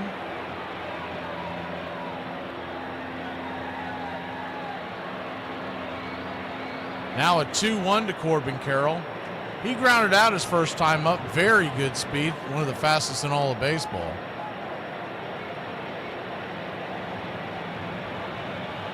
The 2-1. In the dirt, 3-1. So Grant Holmes in danger of walking the leadoff batter here. Last thing you want to shut down inning if you're Grant.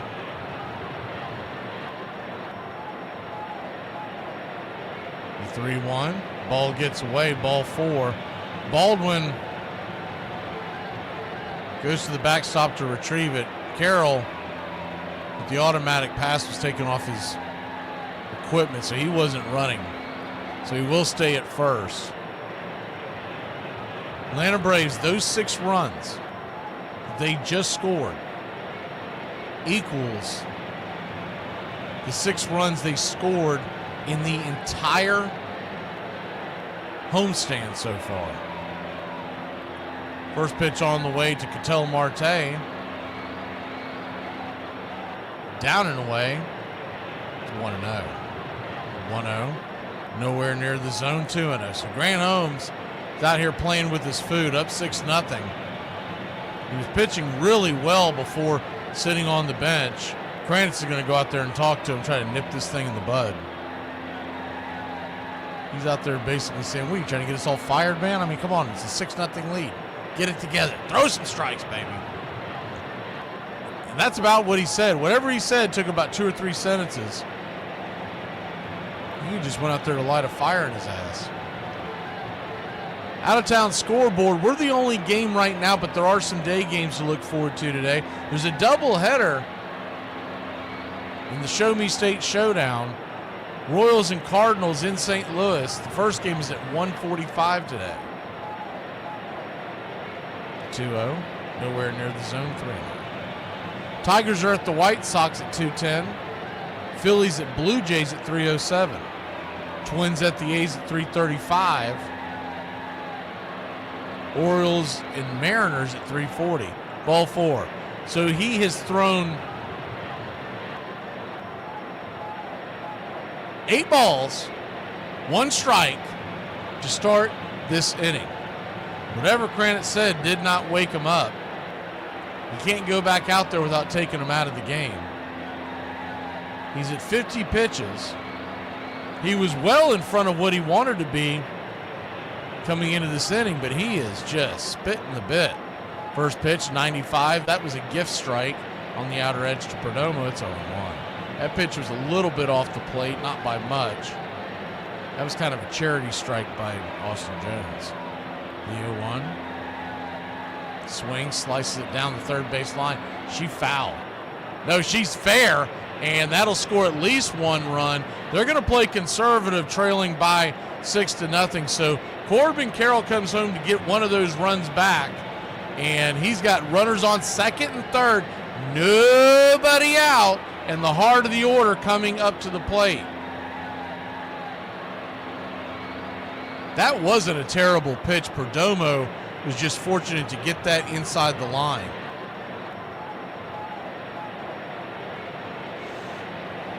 So here we go. 6-1 your score. He's got to put those runners out of his mind and just worry about getting the outs.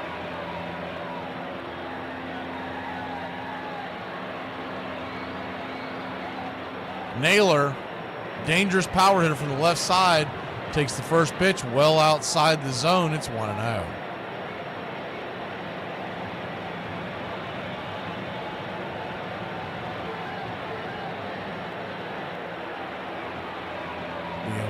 Swung on, chops it. That's through the infield. That's going to score 2. The lead has been cut in half, and it is 6-3. An RBI, 2 RBI single for the Snakes, and the Braves still don't have an out. And this has happened so quickly of Grant Holmes spinning out of control. You've barely had time to get the bullpen going. He's got to find a way to get out of this inning. And if it's not bad, it's about to get worse. Eugenio Suarez, who hit 3 home runs against him last time, is coming to the plate. Holmes is so rattled, he throws a pitch up to the plate that skips across the grass. It's 1-0.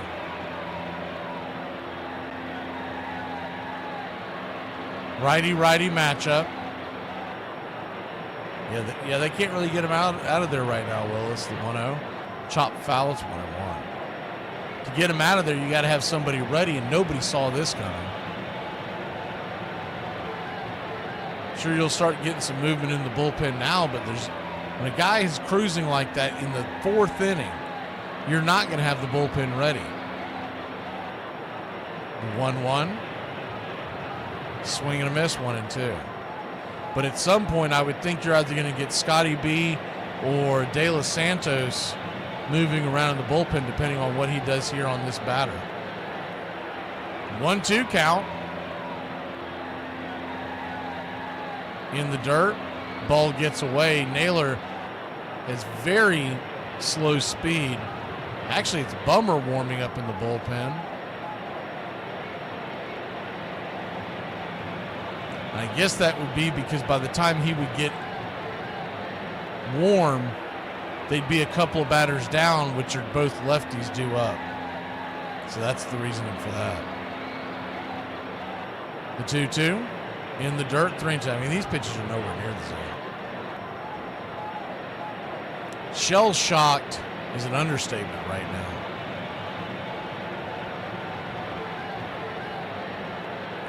Six to 3 your score. When Kranitz went out there to talk to him, it was such a short visit, you almost wonder if he might have misplayed that. Payoff pitch, swung on, foul back, will go again. The guy was kind of spinning out of control, and as opposed to going up there and talking to him, wait for the umpire to push you off the mound, he just went up there and barked a couple of things and walked back to the dugout. Maybe he thought that would give some, as the 3-2 pitch swung on, that ball's going to dribble through the infield, and they've got runners on first and second and nobody out. Not a hard hit ball, but when things are going bad, things are going bad. Dribbles just through the infield. Allen had no chance to get to it. Bummer appears to be pretty close to being warm in the pen. You've got a right-handed Gurriel. By the way, he's a power threat. So the tying run stands at home plate. First pitch on the way. 85 at the knees. It's 0-1. All that good that the offense did in the first 3 innings is all but erased. Braves still lead it 6-3, but Holmes, the 0-1, swing and a miss, 0-2. Holmes is in danger of getting knocked out of this game. Braves they're going to be aggressive today with the bullpen. They do not want to get swept. They don't want to lose 5 of 6 at home. The 0-2 count. Swing and a miss, strike 3. Finally got something good in this inning. One away. And Snickers had enough. He says, to hell with you, buddy. You ain't got it. And we're not going to see it. Grant Holmes is going to kick rocks, and here comes Aaron Bummer. Aaron Bummer trying to put out this fire. It's going to turn into a bullpen game going forward. Braves with a 3-run lead. We'll be back in a flash. Wow. Did that escalate quickly?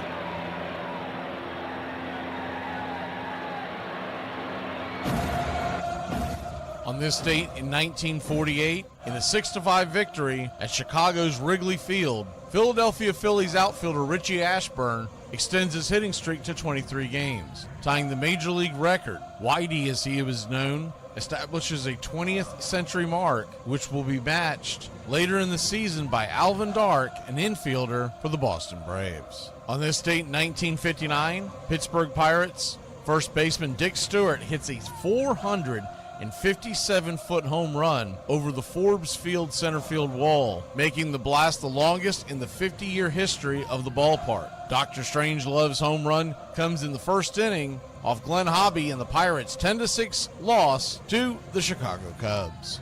On this date, 1981, moving ahead of Earl Wynn, Nolan Ryan becomes the all-time walk leader at 1,777 when he throws ball 4 twice in his 3-0 victory over the Mets. The Astros right-hander will end his 27-year career with 2,795 free passes, nearly 1,000 more than Steve Carlton, second on the career list for issuing walks. And that's your Braves Country Radio on this date in baseball history. Find us on YouTube and Facebook today.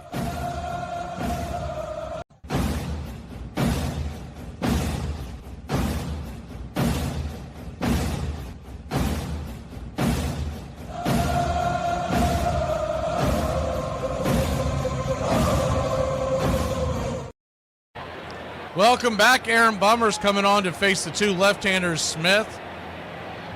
And due up after him is Thomas. Braves lead by 3, 6-3.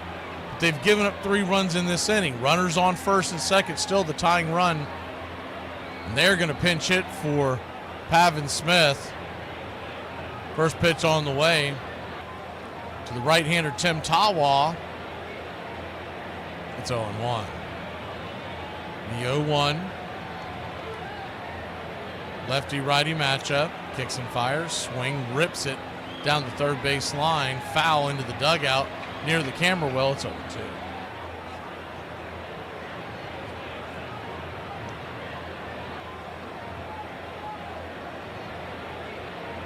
The 0-2 count.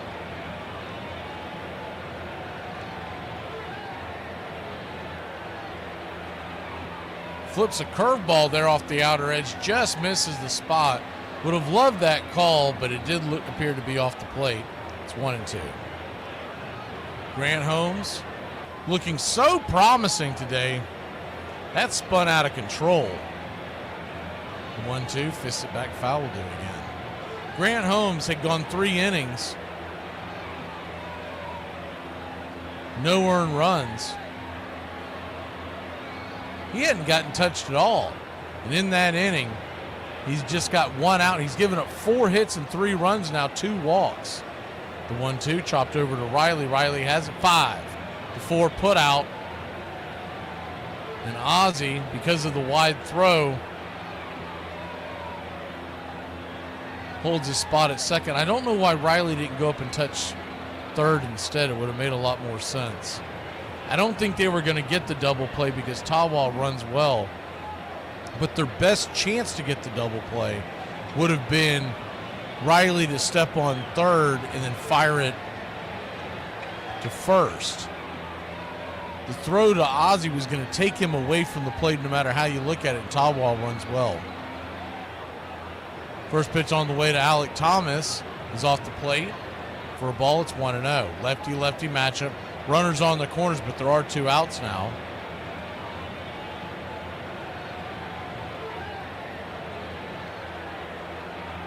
The 1-0. Runner goes, throw down to second. Did they get him? They got him. Smoke him if you got him. They got him. Great throw by the Drake, and we get out of the jam with a throw him out We're going to see if they do want to challenge this. They're looking into the Arizona dugout right now, and he does not. You don't like the Drake? I love the Drake. How could you not like the Drake? Who's the Drake? The Drake is good. Bummer gets us out of the jam with runners on first and second and one out. We'll be back in a flash here on Braves Country. Great job by the bum. To the man who told me about my dress being flyed up in the back and did not make it awkward, I hope you have the best life ever. Here is the story of Dick Raddatz. He got the nickname Monster by striking out several New York Yankees in a row at a game at Fenway Park in 1963. He also dominated one of the best players in baseball history. Mickey Mantle faced him 16 times in his career and struck out an astounding 12 times. Even crazier, he had only one pitch in his repertoire, a 95-mile-an-hour heater delivered sidearm. He still holds the major league for strikeouts by a relief pitcher with 181 in 1964. He won 15 games in a season twice as a reliever. He was the first pitcher in history to have consecutive 20-save seasons. He saved 102 games during his tenure with the Boston Red Sox, which at the time was a team record. For 3 seasons, he was one of the most dominant relief pitchers in the game. Some believe his collapse was due to burning out after facing more than 500 batters for 4 seasons in a row. He took the league by storm, and today we remember him for a short but great career. Sandy Koufax was at the peak of his career. He called a press conference to announce that he was quitting the game. The question is why. I don't know if cortisone is good for you or not, but to take a shot every other ball game is more than I wanted to do, and to walk around with a constant upset stomach because of the pills, and to be high half the time during a ball game because you're taking painkillers. Don't want to have to do that. What is your thought about the loss of income? Let's put it this way. If there were a man who did not have use of one of his arms, and you told him it would cost a lot of money and he could buy back that use, he'd give him every dime he had, I believe. That's my feeling. And in a sense, maybe this is what I'm doing. I don't know. I've got a lot of years to live after baseball, and I would like to live them with complete use of my body. I don't regret 1 minute of the last 12 years, but I think I would regret 1 year that was too many. He would become the youngest man ever elected to the Hall of Fame.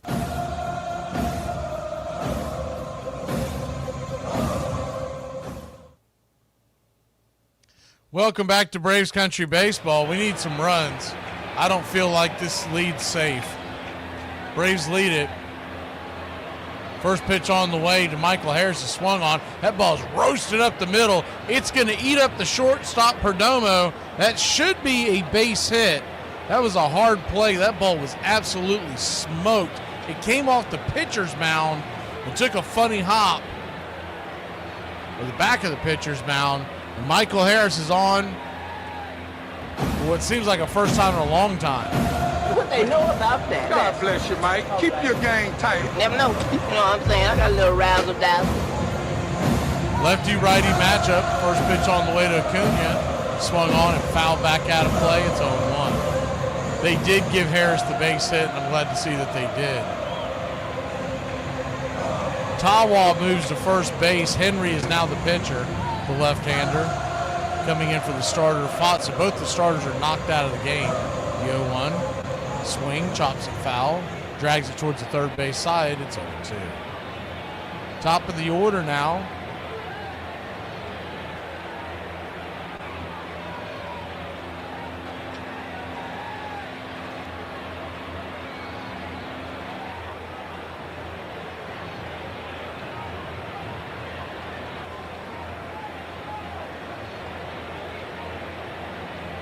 Lefty-righty matchup. The 0-2. Brings it. Swing and a miss, strike 3. Four-seam fastball. Got him up top. Only 89 miles an hour. I'm surprised Acuna didn't swat that.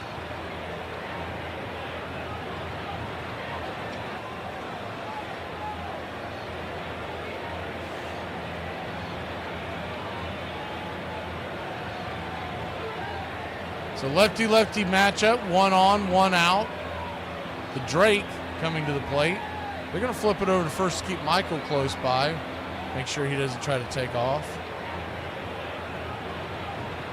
You could see that possibility, trying to get him into scoring position. First pitch on the way to Drake is swung on and pops it up into third base territory, foul territory. It's going to just go foul past the dugout.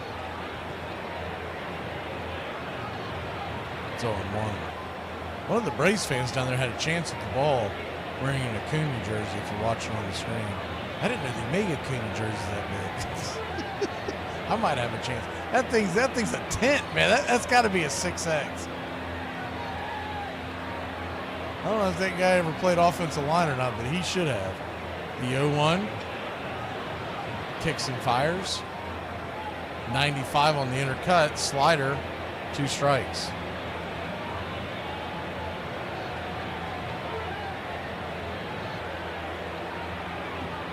Oh-2 count. Brings it.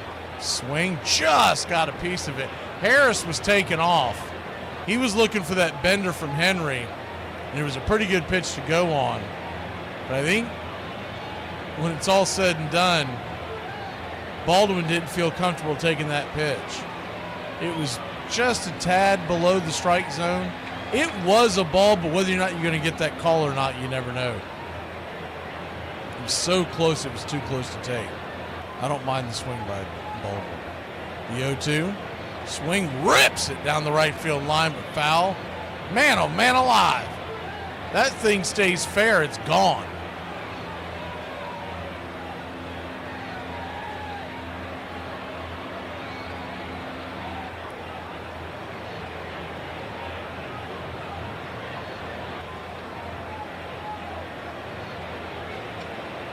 The 0-2, they're going to flip it over to Harris over at first one more time. So now he's out of moves. You would think Michael may be going on the next pitch. Of course, with a 2-strike count, they could always go with the pitch out. Harris leaning over there towards second. He gone. The 0-2, swing, chops it foul, will do it again. That pitch was in the zone. Baldwin could not take that one.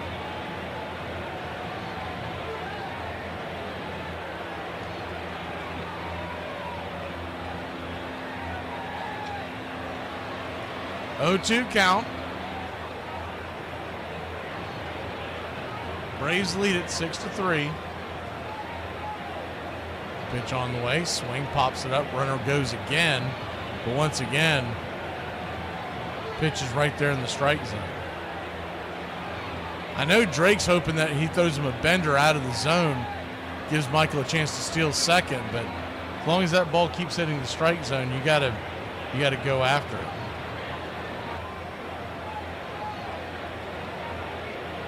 The 0-2. Down and away, 1-2. It would have been a good pitch for Michael to go, but he's probably gassed, man. He's gone the last 3 times. So as he catches his breath, Henry wastes one in the dirt. The 1-2 count. Henry out of moves. Pitch. And they got him down in a pickoff. Harris is going to run himself out of a good opportunity, 2 down. He had to get him if he went over there, and he got him. Harris did a weird stutter step. I don't know what in the world that was, but it didn't work. He did like a stutter step and slammed on the brakes and then realized they were coming over to him. And there was nowhere to go. So 1-2 to Baldwin. Just got a piece of it. Rolls it up the first base line. Rolling. Just foul. Would have been an infield single for the Drake. But it just rolls foul.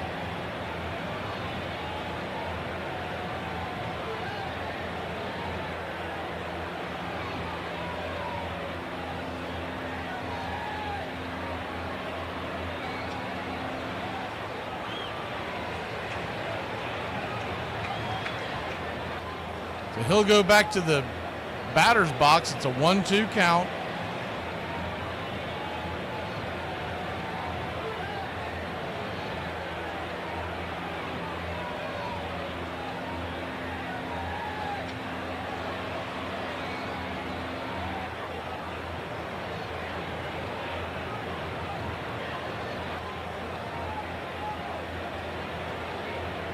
The 1-2. Henry comes set, brings it. Swing, slices it down the line. Foul. We'll do it again.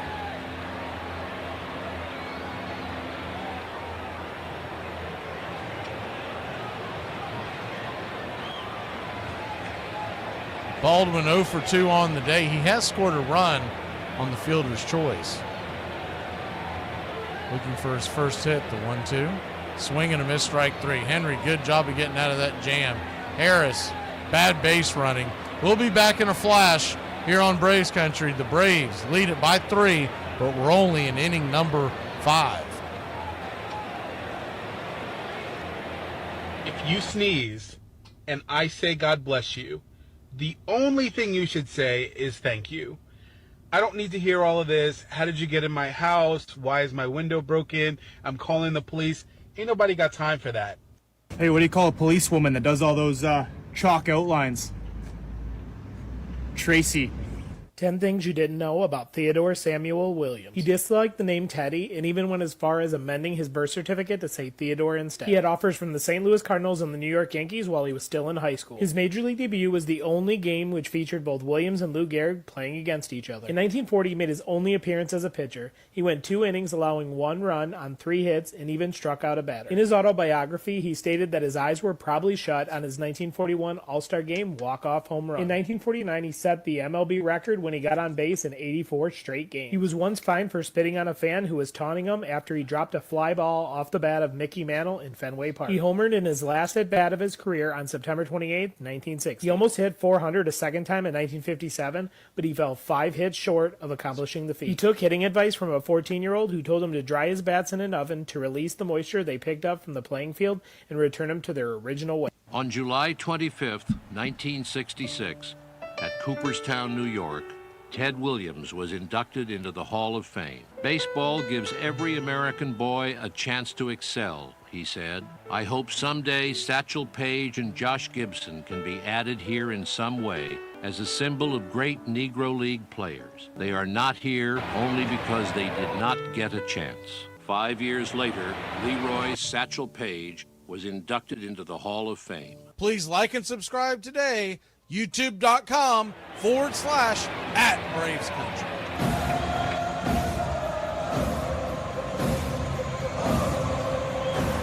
Welcome back. First pitch on the way from Aaron Bummer.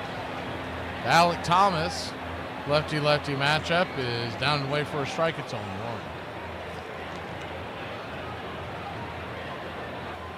1. The 0-1. Swing, chops it back towards the mound. And Bummer could not find the handle, and with Thomas's speed, even though he stumbled out of the box, it'll be an infield single.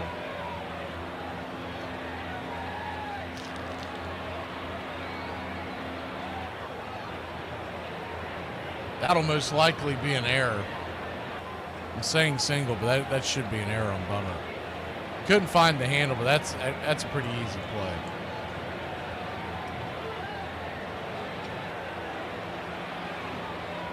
Bummer used his first move to just kind of lightly toss it over there to first.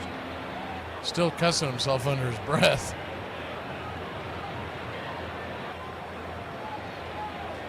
First pitch on the way, sinker out and away. It's 1-0.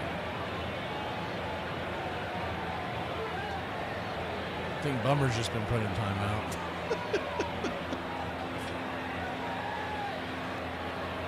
A 1-0. Down and in. 2-0.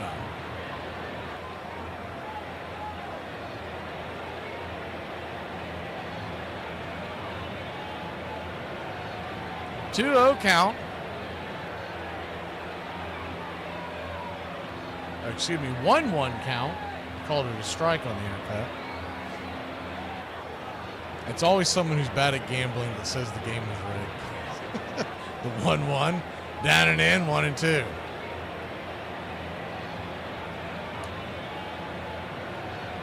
Jose Herrera, he grounded out into a double play his first time up. Love to see that here. He's the catcher, the number 9 hitter, the 2-1. Swing, slices it into right. That's down for a base hit.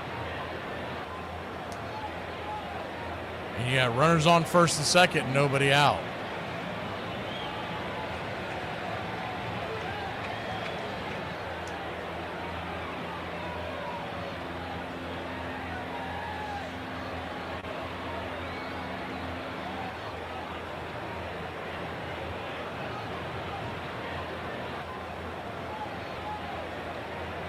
So runners on first and second. Corbin Carroll shows bunt, takes a curveball on the outer edge. It's 0-1. Top of the order due up for the Diamondbacks, so this isn't going to get any easier for Bummer. The 0-1. Slider down and away. 1-1. Ketel Marte's a switch hitter on deck. After that, you got another switch hitter in Perdomo. Then it's Josh Naylor, so I don't think they're going to take him out of the game.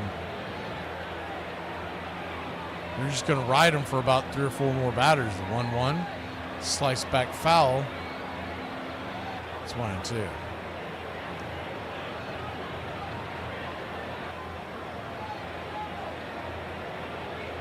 In the middle of the order is where you're going to run into right-handers, and that's when they would probably go to either Scotty B or De Los Santos, the 1-2.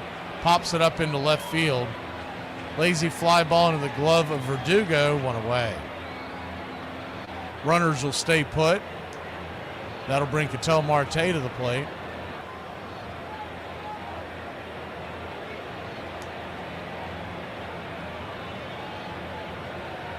One down.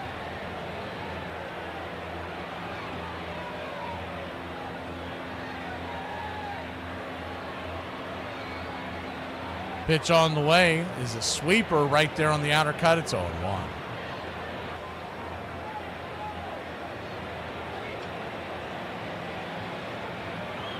The 0-1. Kicks and fires. Way high outside wide. 1-1. 1-1 count.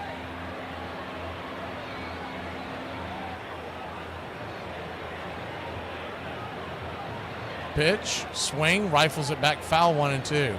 Braves are in double play depth, though a little deeper. It's going to make it really difficult to double up Ketel Marte, who runs really well. Herrera runs better for a catcher than most. The 1-2. Swing, chops it over to short. It's going to be a 6-4-3 double play. They got him by less than a quarter step, and that'll end the inning. Good job by Aaron Bummer to get out of that jam. We'll head to the bottom of the 5th. Braves lead it by 3. Change doesn't just happen. It is forged by empowered women like me and Norma Ray and the lady from the Blind Side. You know what the difference is between me and her? Blind Side's family had her back. Okay, huddle up, everybody. Your mother's right. She's the quarterback of this family, and we need to protect her like Blindside did. She just said the mom was Blindside. Well, she's confused. Blindside was the black kid who played tight end. Offensive line. Sorry, African-American kid. Join the country club today. You'll have access to badges, one-of-a-kind emojis to display your Braves pride throughout the ball game. You'll also get instant access to our video drops. Members-only chat, wallpapers, and more is on the way. Help support Braves Country Radio. Join the country club today. They are actually challenging this. It was a late challenge. And honestly, if you look at it, it kind of looks like they might have gotten him. The call has been overturned. And so he was safe. It's funny because the way he first reacted, taking off his helmet and whatnot, he didn't act like he thought he beat it. But you look at the side view, I mean, he got it by a little less than a quarter step. So, not out of it yet. First pitch on the way to Perdomo is 91-mile-an-hour fastball right down the heart of the dish. It's 0-1. So we're not out of the woods yet. Runners on the corners, 2 outs. The 0-1. Curveball up top. Hanging curveball, but it was right in there on the hands. It's 0-2.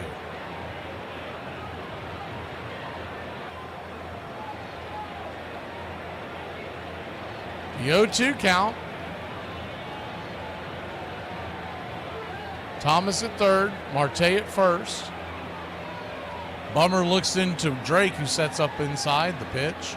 Swing and a miss, strike 3. Let's try this again. All right, baby, we're out of the jam. Let's go, let's go. we leave for Honduras tomorrow for a tournament on Saturday and Sunday.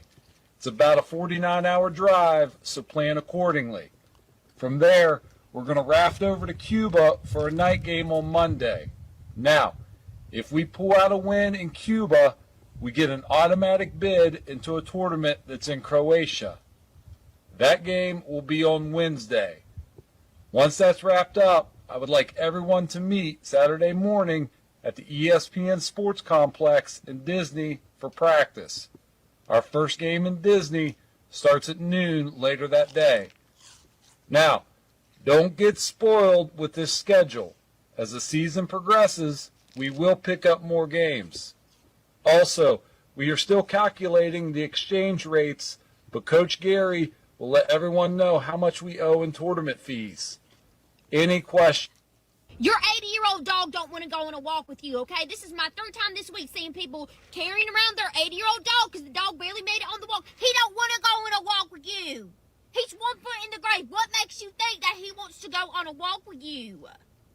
Him and George Washington Carver were friends. Boston fans dared hope they might at last win the World Championship that had been denied them every season since the team sold Babe Ruth to the Yankees. Plans were made for a big victory parade. He could throw a baseball through a brick wall, as a matter of fact. If I had to choose one person to pitch one game in my one lifetime, I would choose Bob Gibson. Now, Gibson would face Carl Yastrzemski in the 1967 World Series. You're listening to Braves Country Radio with Mac McGee, the classic call of Braves Country Baseball.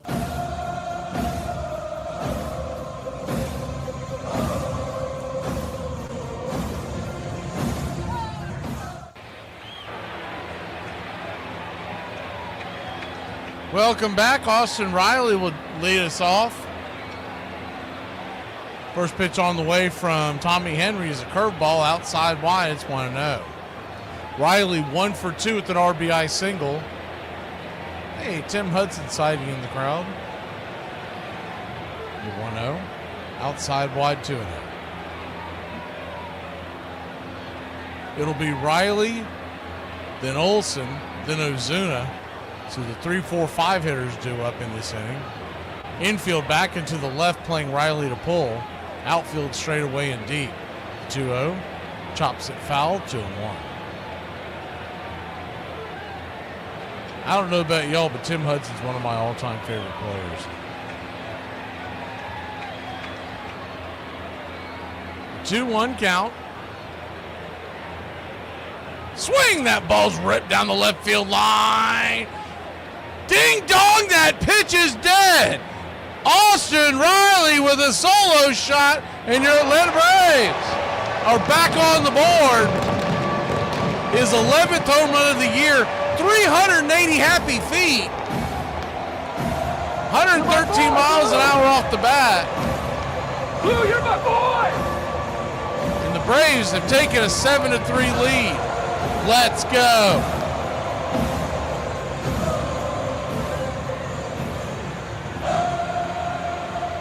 Went inside with the fastball, and he got in and on it.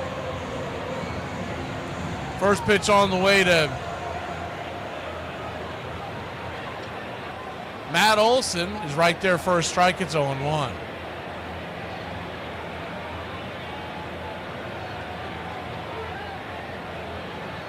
The 0-1. Thank you for the contribution, Mr. James.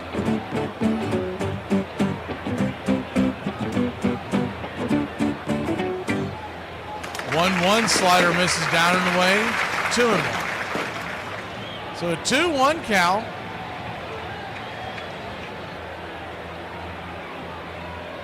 Standing on deck is Ozuna. The pitch, swing, rolls it over to first. Easy play by the first baseman, Tawa. Steps on the bag, G3, one away. Riley sitting next to Sale. Sale's got to be saying, where the hell was that last night?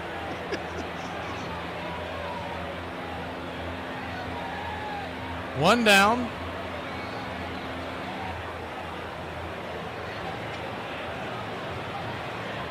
Marcell Ozuna, the batter. First pitch on the way to the Big Zoo is up top. For a strike, it's 0-1.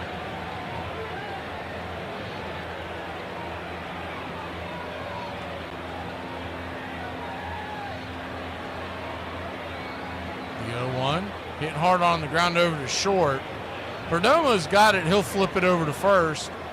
6-3 on the putout. Quickly 2 down.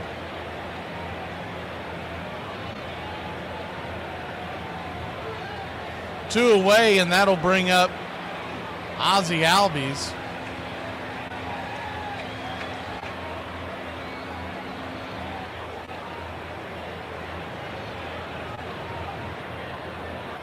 First pitch on the way to Ozzie is curveball, misses up top. It's 1-0. Ozzie 1 for 1 on the day. Also has a walk to his credit. The 1-0. Rolls it down the third base line, but plenty foul. We'll do it again. Ozzie has an RBI and a run scored.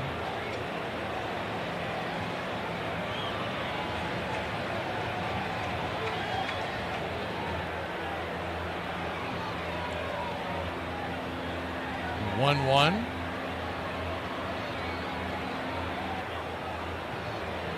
Up top misses. 2-1.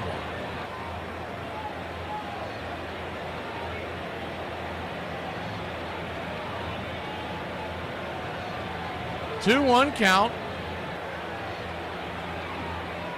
Henry looks in, turns and flips. In the dirt.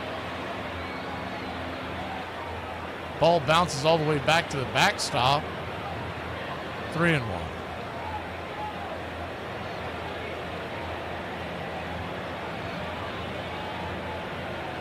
The 3-1 to the whiz. Henry, his 29th pitch of the outing. Up top, misses ball 4. He'll head on down to first.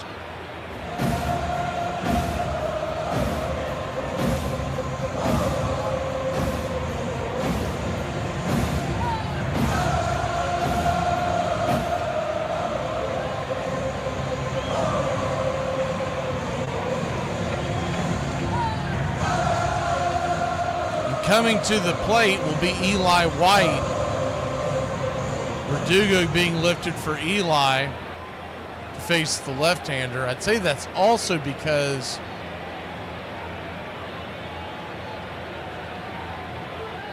when you got a 4-run lead, you want Eli out there in the outfield playing defense.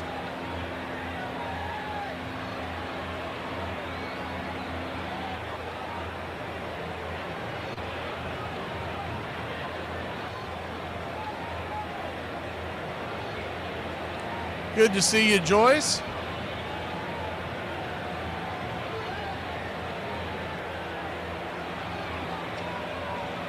Eli White standing in. Here's the first pitch from Henry.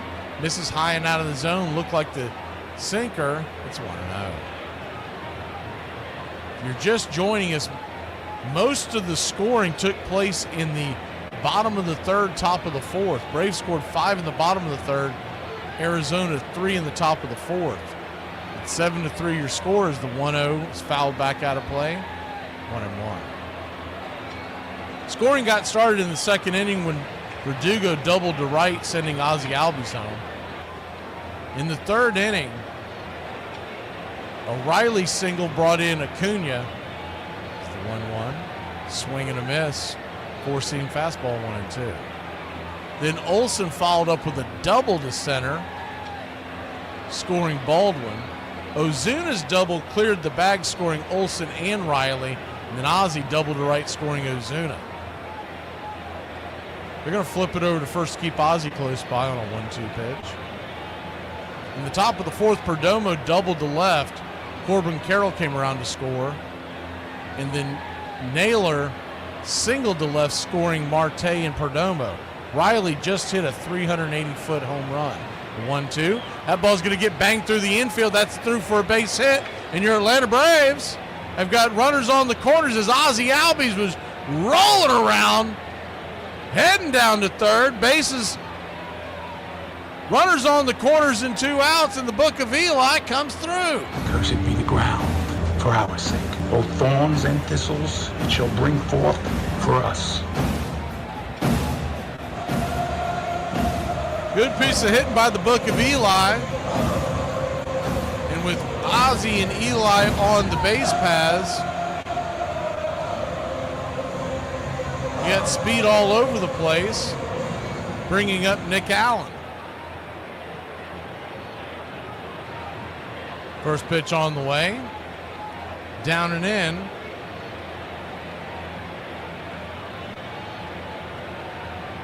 It's 0-1.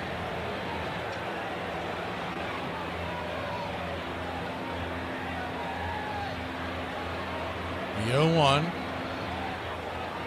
Swing, chops it foul, 0-2.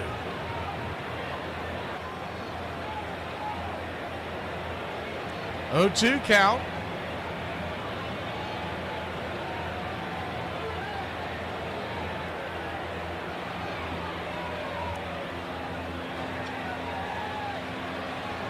Kicks and fires. Swing and a miss, strike 3. That'll end the inning. But not for Austin Riley. Gets his 11th home run of the year. A 380-foot blast. And the Braves lead it 7-3. We'll be back in a flash here on Braves Country. Hey, just a reminder, drugs don't ruin careers. Drug tests do. Larry Bird never had a bad season. 3-time MVP consecutively. Only player in NBA history to do that. Only small forward to average 10 rebounds for his career. He's the only one. No flaws in his game. His peak was incredible. 24, 10, and 6 are his career averages on damn near 50, 40, 90 shooting splits.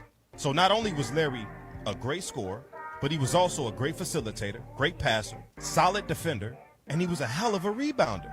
No flaws in his game. There's a somebody out there for everybody. And the person for you is a psychiatrist. She was probably, I'm sorry, can you stop breathing so loud, honey? He's like, breathe quietly. Comiskey's first baseman, Chick Gandil, a former hobo and one-time club fighter, was tired of it. He was nearing the end of his career and wanted one shot at some really big money. For the right money, Gandil let it be known, he would be willing to talk some of his teammates into throwing the series. There was nothing new in working closely with gamblers to throw games. Many players supplemented their incomes that way. The brilliant infielder Hal Chase had made something of a career of it. But throwing the World Series was something else again. Still, Gandil was determined. And now, the right money was found. An ex-boxer, Abe Attell, and Sleepy Bill Burns, a one-time White Sox pitcher, served as go-between. But behind it all was New York's most notorious gambler, Arnold Rothstein, who was said to be willing to bet on anything except the weather, because there was no way he could fix that.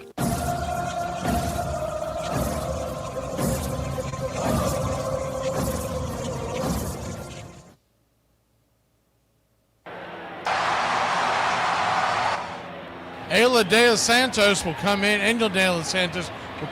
to try to spell the 6th inning for the Braves. Middle of the order due up for the Diamondbacks. It's going to be Vargas.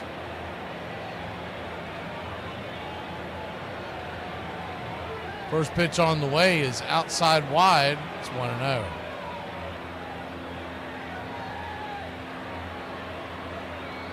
It's interesting. I wonder if something happened to Naylor as the 1-0 misses down the way 2-0. Looks like they took him. They showed a clip of earlier of him hitting and him wincing. I wonder if he did something to his back or something. Vargas batting .246 on the year, 1 home run. 94-mile-an-hour fastball smacks the outer edge. It's 1-1. Or 2-1, excuse me.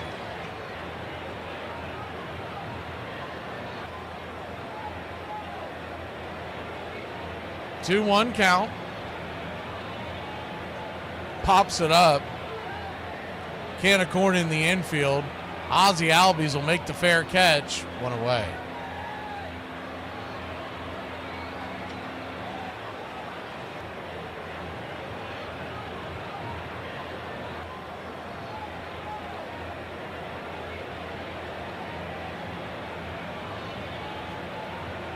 One down, and that'll bring Eugenio Suarez to the plate. Suarez,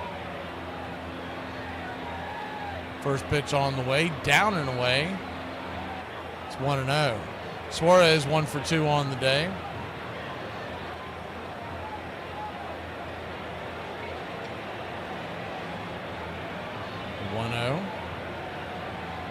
Inside misses 2-0. 4-seam fastball.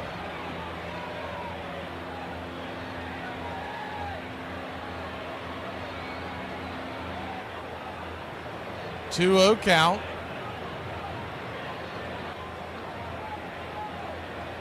'97 up top, hit the zone, didn't get the call. One of the few bad calls made by the home plate umpire, Austin Jones, today. 3-0 count. Fastball right there, gets the call that time. It's 3-1.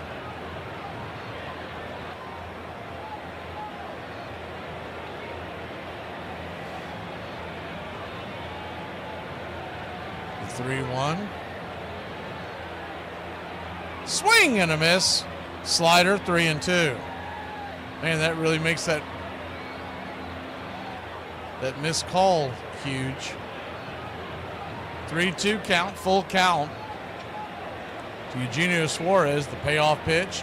Down and away, ball 4. So what should have been a strikeout instead is now a walk, a gift from home plate umpire Austin Jones.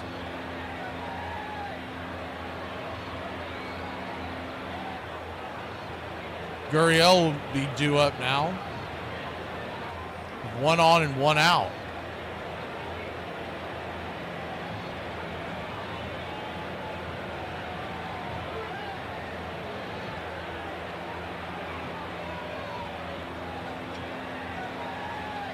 First pitch on the way, swung on, banged over to short. It's going to be an easy 6-4-3 inning-ending double play.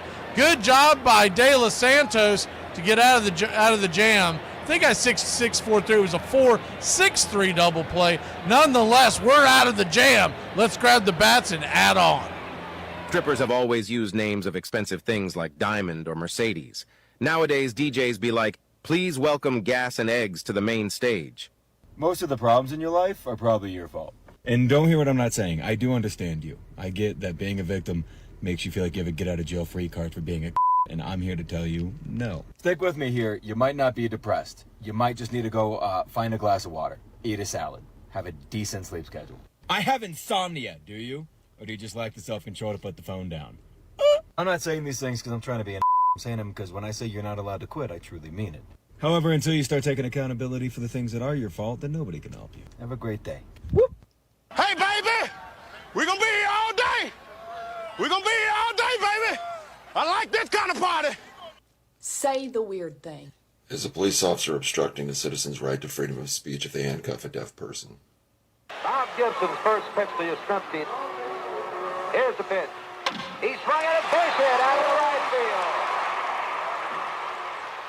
Yastrzemski continued his tear, hitting .400, smashing 3 home runs, and in one game driving in 4 of Boston's 5 runs. But Bob Gibson overwhelmed nearly every other Red Sox hitter. Gibson set. Here's the pitch. Strike 3. Despite an aching elbow, he won the first game, took 3 days off, then won the 4th. He struck him out swinging. 3 days later, he was called in again to pitch the 7th against Boston's best, Jim Lonborg, who had also won his 2 games, but who was starting with only 2 days rest.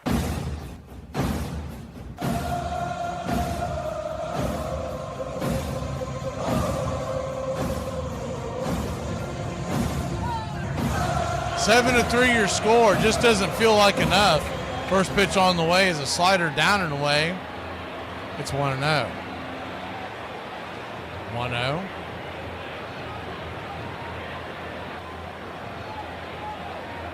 Kicks and fires. Swing lifted. High and deep into left field. Going back on the track. Making the catch at the warning track for a loud out number 1. F8 in your scorecard. Harris gave that one a ride. Just couldn't quite get his arms extended to to get a little more pop in there.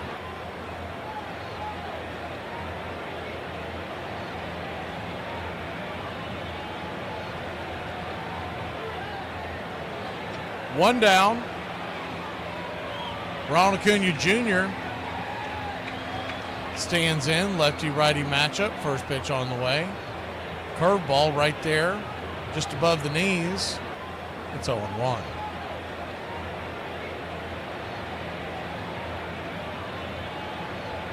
The 0-1. Swing and a miss, curveball, 1-1. 1-1 count.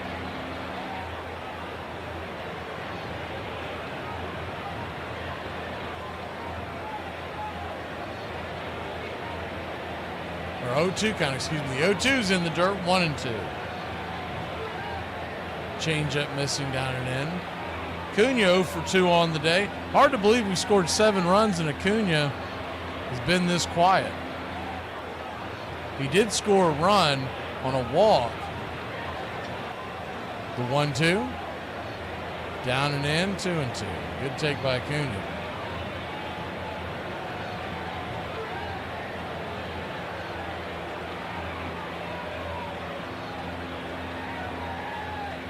Back by popular demand, the 2-2, banged down the third base line.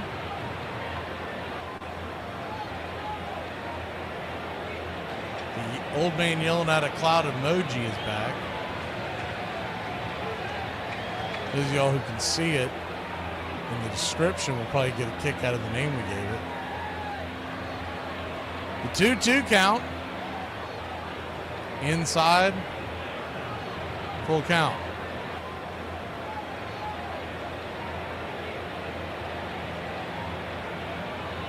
It's helped to laugh at when you get all the people who are whining and complaining every other pitch. So we brought it back. Acuna calls for timeout.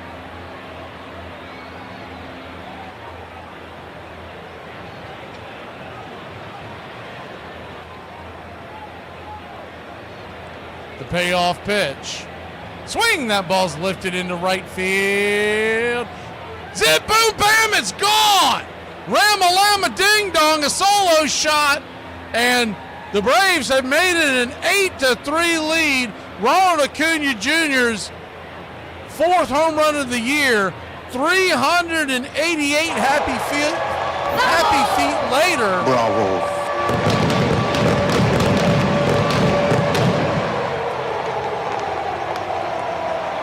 Bender on the outer edge. Bravo. And he slammed it over the right field wall. Wasn't sure if it was going to stay up, but it did. Just enough to get over the track and over the wall. Bravo. Didn't quite get to the fans. It bounced underneath. The first pitch on the way to Drake Baldwin is swung on. That ball's hammered. That ball's gone. Zip, boom, bam. That ball is gee-on, baby! His 7th home run of the year, back-to-back jacks. That's a fact. The Drake. I love the Drake. How could you not like the Drake? Who's the Drake? The Drake is good.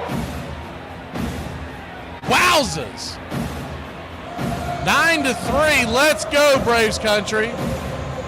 And for the love of God, can we quit taking Drake Baldwin out of the lineup?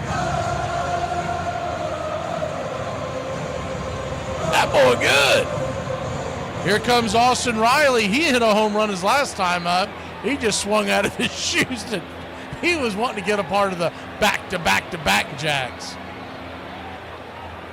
9-3 your score. The 0-1, high and out of the zone. 1-1.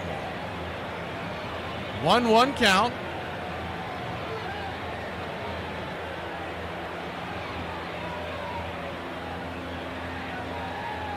That ball went into the chop house. 1-1, down and in, 2-1.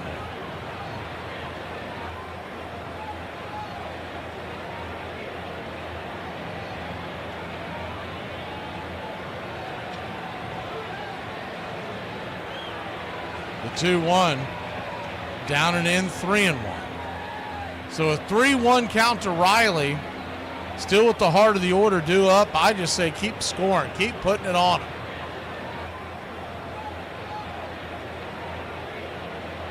We need a feel-good blowout game is what we need.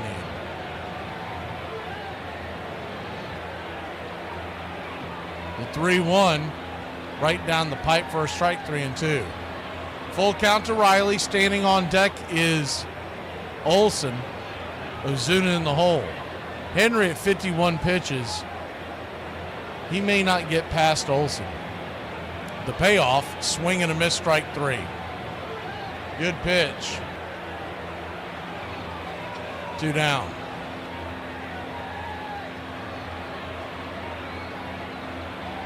That was a hanger. To Baldwin. He was able to get around on the bending curve. I don't know how people can't like Ronald Acuna Jr. They just showed him in the dugout as the first pitch on the way as a 4-seam. Misses high and out of the zone, it's 1-0. And he mimed basically pulling the pin on a grenade and then putting his hands over his ears, which he's been doing this year when he hits a home run. The 1-0. Teardrop curveball on the outer edge. It's 1-1. 1-1 count.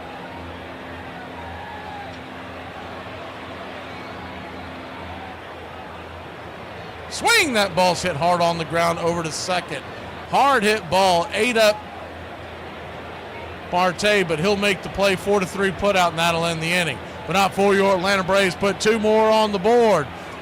It's 9-3. We head to the top of 7.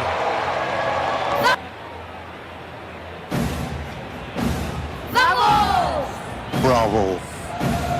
I don't do ibuprofen. I do ibupuffin. Damn! Look at you on my page again. Hi. I thought you didn't like me. Dad, Yeah. you think I can take the truck out of town? How far? I don't know, like Yosemite? Maybe, but this thing's been sitting for 4 years. You need to shake it down and make sure everything works before you take it far out of town. You're gonna get stuck on the side of the road with no cell service for 2 days. That'll set you straight. You don't think I can survive on stuck on the side of the road for 2 days? Well, you're kind of an indoor dog, so I'm gonna say no. What does that mean? You really want me to answer that? Jesus Christ, man. Alright, look, what if I brought like 5 friends? Then there'd be 6 of you idiots stuck on the side of the road. Now to bring up Bob Gibson. The pitch by Londor. Swung on. A long drive, deep left center, way back. It might be out of here. It is a home run for Bob Gibson. Gibson won it easily, 7-2, and added insult to injury by hitting a home run of his own. Joins the list of pitchers who have hit home runs in World Series competition. In 3 complete series games, he gave up just 14 hits, something no one else had done since Christy Mathewson in 1905. Boston canceled its victory parade. It was a great World Series, but that year more people had watched professional football's first Super Bowl than any series game. Baseball was now said to be too leisurely, too serene to be the national pastime. Please like and subscribe today. YouTube.com/@BravesCountry.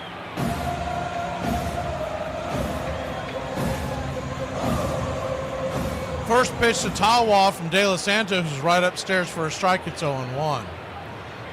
The 0-1 misses down and away, 1-1. Braves lead at 9-3. We're here in the top of the 7th inning. The 1-1 swing, hammered down the third base lineman. Foul.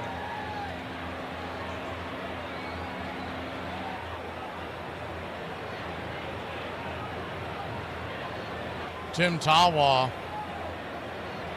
1 for 2 on the day. Or, excuse me, 1 and 2 count, 0 for 1 on the day is what I was trying to say. The 1-2 brings it. Outside wide slider misses.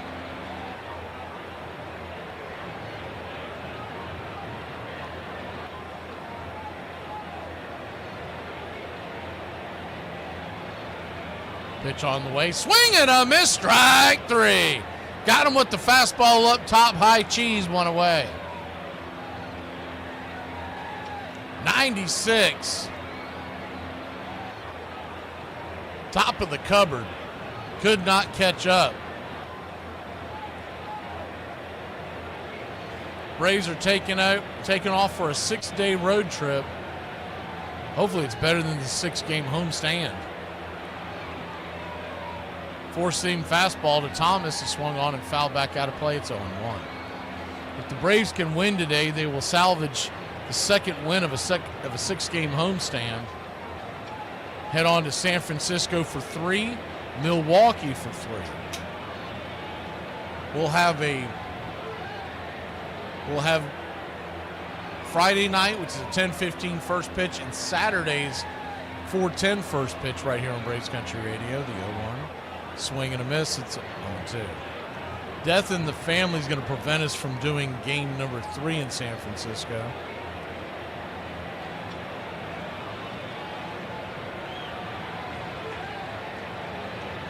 The 0-2. Out up high. Pops it up. Deep into left field. Drifting in, making the catch is Eli White for a quick out number 2. We'll be back on it Friday, 7:40 first pitch in Milwaukee. We'll come on around 7 o'clock. Not going to be able to do that noon Braves Country today because I'll still be out of town, but we'll try to at least do something to start the new series. Not sure what I can get in yet. Changeup is right there on the outer part of the plate for a strike to Herrera, the number 9 hitter. It's 0-1. The 0-1. Kicks and fires. Swing, slices it foul. 1-1.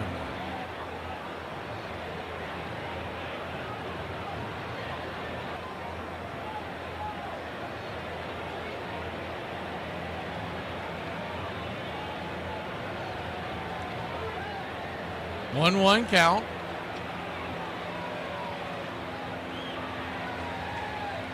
Due up in the bottom of the 7th, Ozuna, Ozzie, and Eli. The pitch misses up top. It's 1-2. The 1-2 count. Pitch on the way, swung on, grounded over to second. Ozzie has the handle, flips it to Olsen, and that'll end the inning. 1, 2, 3, they go down in order. It's time to get up and stretch, Braves Country. The Braves lead it 9-3. All right, I can't see you. Let me hear you. All one, all two, all three. Me out to the ball game. Me out to the night. Find me something up Cracker Jack. I don't care if I have to get back on the street. Root for the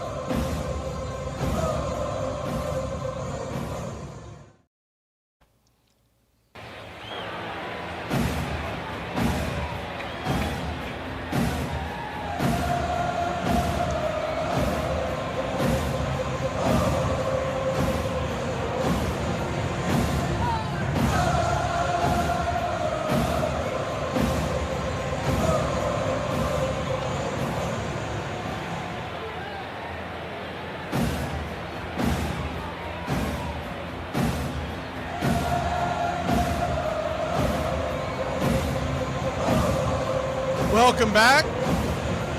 Tommy Henry's back in there. First pitch swinging. That ball is hammered down the left field line. Man, if that stays foul, that was an upper decker. It's 0-1. He missed the foul pole. We'll call it 5 feet to the left, maybe 7. Henry back in there, so I'm a little surprised they're keeping him in there, but they might just be having him eat some innings. The 0-1's in the dirt, 1-1 count.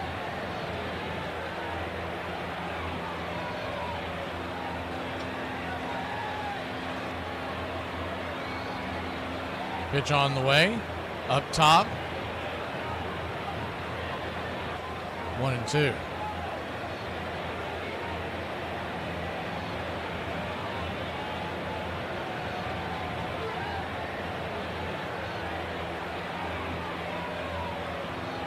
One-two. Ozuna digging in from the right side. The pitch up high, misses. 2-2. 2-2 count.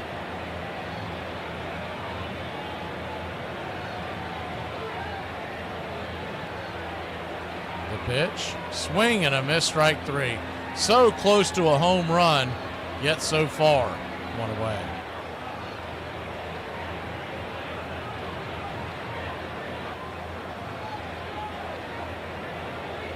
Chased 81 up in the zone. Looked like it was his changeup.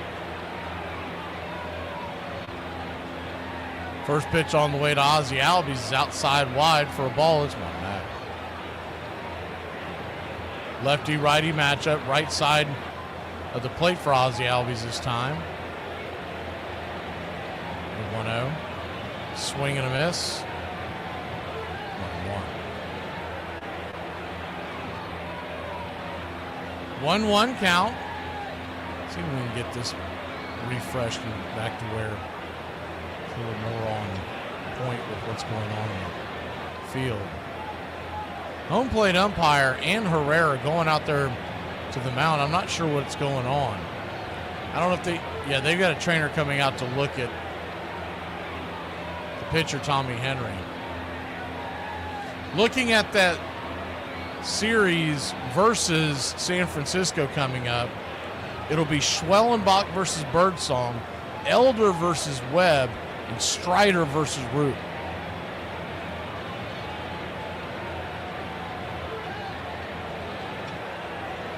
Braves have had a hard time scoring against Logan Webb, the Game 2 pitcher, over the years. But Logan Webb, a lot of folks have a hard time scoring on him. 1-1 count to Ozzie. Pitch on the way. Swing, fouls it back. 1-2.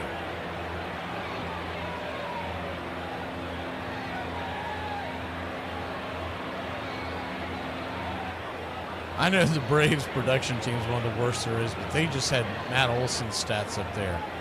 Are they confusing Matt Olson with Ozzie Albies? Talk about the Mutt and Jeff. The 1-2, swing, that ball's hammered down the third base line, but foul.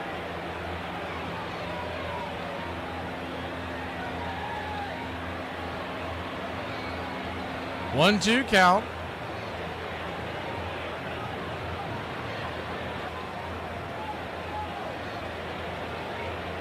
The pitch, swing and a miss, strike 3. Chase the changeup out wide.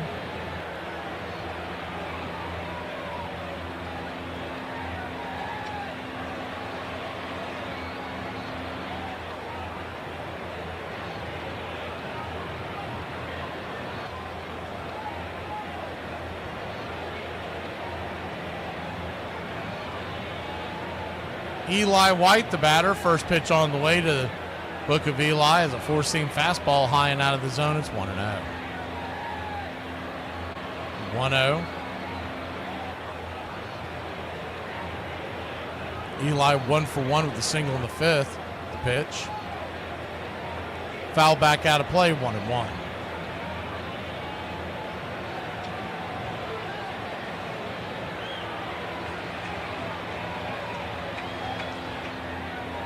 Henry, 67 pitches. 1-1. High and out of the zone to him.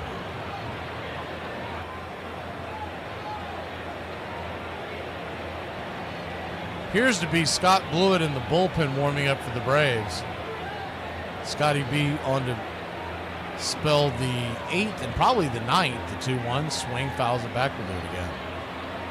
Assuming he's pitching well.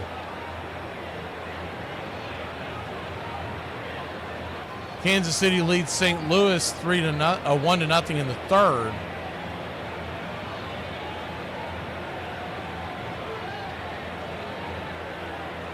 Two count. Down and in 3-2. Out of town scoreboard looks like this. Kansas City 1-0 in the third over St. Louis. Tigers and White Sox are scoreless in the bottom of the first, but the White Sox have the bases juiced. Payoff pitch. Swing and a miss, strike 3. How are they swinging and missing at that 88-mile-an-hour fastball? Ugh. We'll be back in a flash here on Braves Country. Braves lead it by 6. What you doing? In the car. Okay, so I have a question. So if you were a hot dog man and you were selling hot dogs, how would you sell hot dogs? Hot dog. You want a hot dog? Come get hot dogs. Pickles, like ketchup, mustard, and pickles. I don't like ketchup. Nobody gonna buy hot dogs from you. Get the hell out of my... Hey, Braves Country. This is Mac McGee with Braves Country Radio.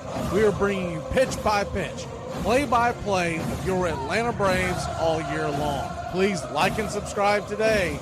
It's free, and it helps us bring you more of the game we all love. Braves Country Radio, your home for the classic call of Braves Country Baseball. Oh, son hit it too. What we waiting for? What we waiting for? What we waiting for, bro? Gas prices. Somebody explain this to me. But on a Chevrolet, why does the symbol look like a maxi pad? Time in the course of a ball game is critically important. A baseball game does not rush by with the blur of action of basketball or hockey. It doesn't exist in these sort of spasms the way that it does in football, where everything is lost in the crash and clash of helmets and pads. Instead, we spend most of our time at a ball game pondering inaction. We are sitting there while the third baseman is standing 7 or 8 feet off the bag. The batter steps out of the batter's box and he lifts the bat behind his head. Pitcher steps off the mound, blows on his fingers. That's the action of baseball. It's the absence of action. What it does is it pulls us to the edges of our chairs. It pulls us to that point of anticipation. It pulls us to wondering what's going to happen and playing the game in our mind before it plays on the field itself.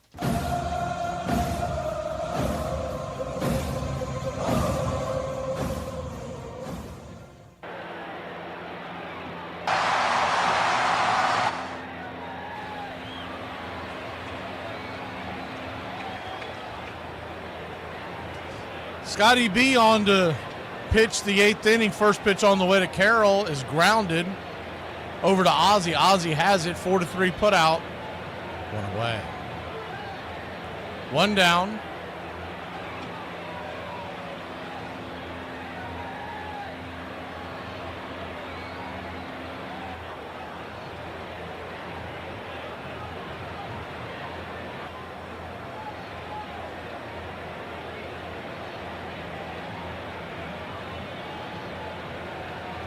Pitch on the way to Marte. 84-mile-an-hour slider out there. It's 1-0.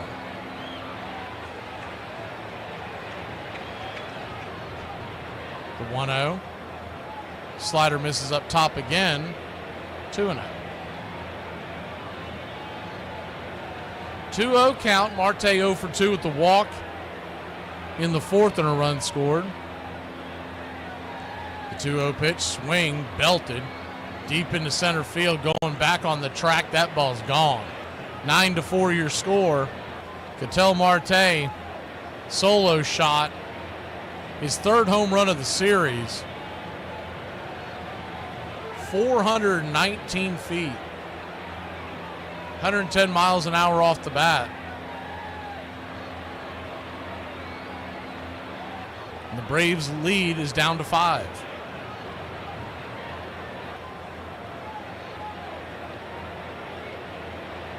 That was a missile.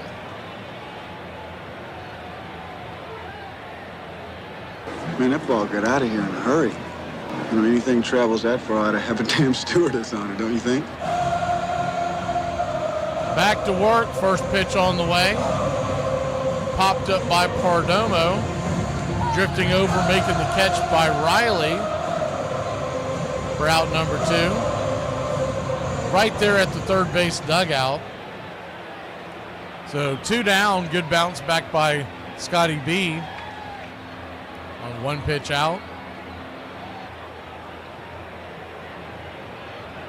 He has been a godsend in that bullpen. First pitch on the way to Vargas is 94 at the knees. It's 0-1. As bad as this start has been for the Braves, can you imagine if they didn't have him? He won us 2 or 3 games in extra innings almost single-handedly. The 0-1. Swing. Fouls it back. It's 0-2. Scotty B at 7 pitches. If he can get Vargas here pretty quickly, you would assume he'd go out there for inning number 9, unless they just want to get somebody some work that hasn't seen the bump recently. The 0-2. Outside wide 1 and 2. You do have a couple of usual suspects who we haven't seen. Mainly thinking of is the 0-1-2. Swung on, banged hard on the ground. Olsen has it. He'll flip it to Scotty B. More on that when we come back. We head to the bottom of the 8th. Braves lead it 9-4. Wouldn't hurt us to get another insurance run. I'm going to go ahead and say, if a man cheats, he needs 5 points deducted from his credit score. Because, Dan, if I can't trust you, why should the bank? Man, ain't this the truth? White clubs be free and fun. Black clubs might be $40 and you might die. Where the lie at? You go to a white club, somebody in the back gonna holler, "Hey, all drinks on me." You go party with the black people. Even the gun sounds in the songs make you nervous, boy. You can walk in a white club and make a lot of friends. A lot of friends. You go to a black club and have a potential opposition. You go to a white club, they got a dress code to make sure you ain't got no weapons on you. You go to a black club, you can wear a size 60 pants with a rocket launcher on your hip, and they gonna act like they didn't feel it. At white clubs, they make flyers and stuff. Hey, man, you wear Aeropostales and Sperry's, you get in free. Then you hear it at our clubs. Look, ladies, free all night, and make sure y'all fellas bring that bag, you heard me? Y'all, can somebody explain to me why my wife can't remember where she put her hair tie, but she can remember something I said on December 21st of 2021 at 6:40 p.m.? Football demonstrates the manic division of labor that makes life confusing and I should think unsatisfying. I mean, who wants to grow up to be a third and long yardage pulling guard? I once had to think of 99 reasons why baseball was better than football. I already had an assignment to do a magazine piece on that topic, and I thought it would take me a long time to write it, but I finished before lunch. It really isn't difficult. I think the first thing is that baseball has no halftime. Then it has no bands at halftime. It may be that the most American thing about baseball is that it, as we, the fans, take it, it is a refuge from America. I think that when we go to baseball, we're going away from the America of our daily lives. We go to something that we now consider pastoral. It seems to us historic and connected with the past. In addition, football combines the two worst features of modern American life. It's violence punctuated by committee meetings.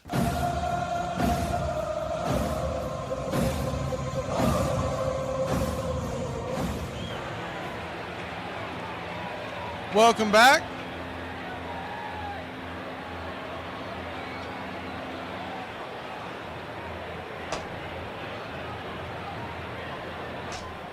Kendall Graveman's going to come on to pitch here in the bottom of the 8th. First pitch on the way. He's down and away. To Nick Allen leading off the inning. It's 1-0. The 1-0. Down below the knees. 2-0. 2-0 count.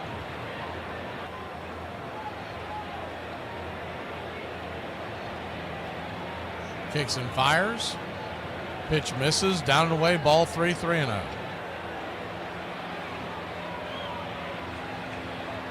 Braves lead it 9-4, bottom of the 8th. The 3-0. Right there for a strike, 3-1.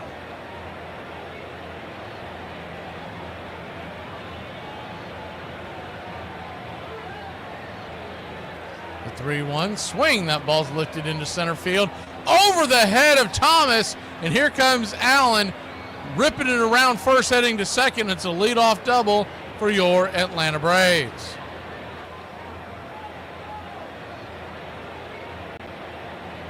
Good piece of hitting there.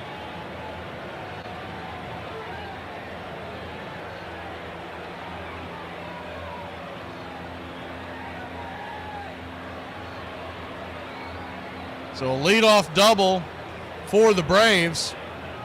Nick Allen roasted that ball over the head of Alex Young. I thought he was going to have a beat on it, but instead it got over his head. Hitting, it's not about muscle. It's simple physics. Calculate the velocity V in relation to the trajectory T, in which G, gravity, of course, remains a constant. It's not complicated. The 0-1 swing. Slices it foul down the third baseline. It's 0-2. Michael Harris, your batter. 1 for 3 on the day. A 2-hit day would be huge for Harris, the way he's been scuffling at the plate. Acuna stands on deck. The 0-2 misses high. 1-2. Drake Baldwin would be in the hole. Riley, if anybody else gets on. The 1-2 swing. That ball's roasted into right field. That's down for a base hit. Here comes Nick Allen around to score, and your Atlanta Braves have made this a 10-4. Good buddy.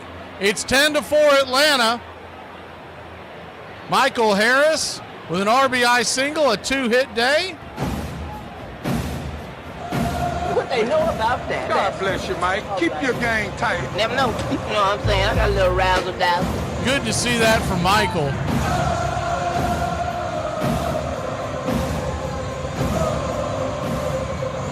First pitch swinging by Acuna. It's popped back foul. It's 0-1. The 0-1. Graveman.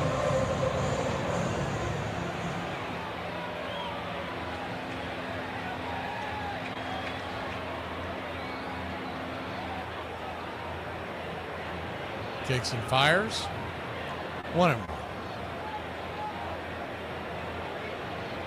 1-1 count.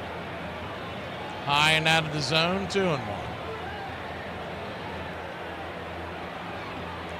Acuna 1 for 3 with the walk and a solo shot. 2-1 inside. 3-1. Kendall Graveman, you probably remember him. Infield back into the left. Double play depth, the 3-1 taken all the way. Slider looked like it was below the knees. Cunha did not like, and I can't say I blame him. 3-2. That might be a 10-4 strike, though.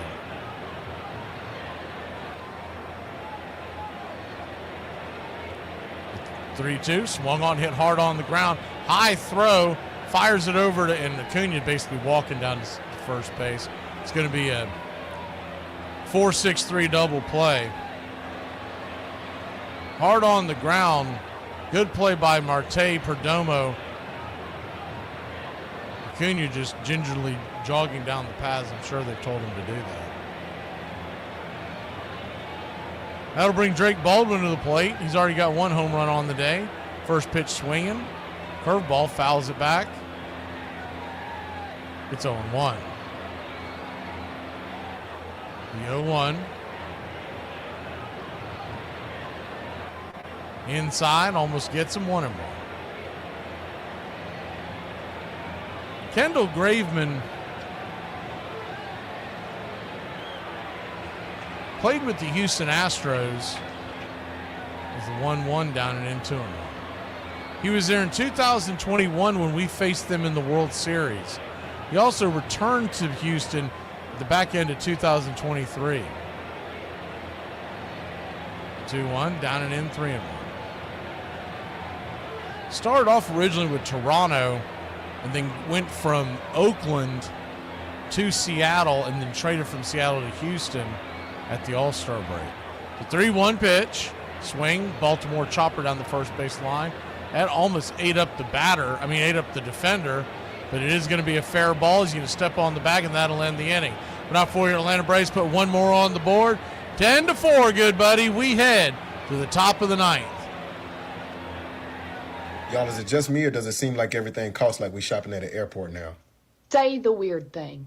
In the 2006 movie Idiocracy, they were trying to figure out what kind of footwear would people in the future, and this future filled with morons, what footwear would they have, and what could they do on the small budget that they had at the time. According to the director, the wardrobe designer came across this website with the ugliest plastic shoes she had ever seen that had like holes in them, and said, we should use these, they're perfect, we can get a bunch of them super cheap. And Judge said, well, what if they become super popular? Then it won't feel like it's from the future. And her response was, they're so ugly, there's no way anyone will ever wear these.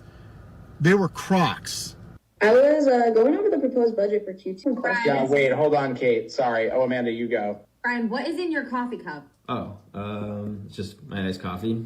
No, Brian, we can clearly see there's a beer can in there with just a straw in it. Okay, well, it's after hours, right? I mean, I don't... Not after hours.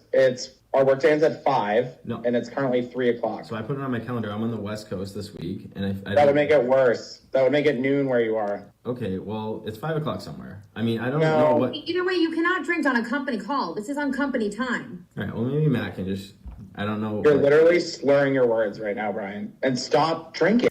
When you talk to Earl Weaver, he would put you right in the middle of the baseball situation that you wanted to talk about as a writer, and he would tell you everything that was involved. And usually when he was doing this, he would be stark naked in his office and eating a leg of chicken or something like this, but a little pint-sized man with no clothes on talking baseball. I'll always remember Earl sitting in the dugout before a game with a cigarette cupped in his hand like a little boy sneaking a smoke, and his fingers all yellowed by the smoke, telling a story and not realizing that they were playing the national anthem. And after the national anthem, I apologized. I'm sorry I'm still here. And he turned to me and he said, relax, kid, don't worry. We do this every day. Braves 3 more outs away from getting their first win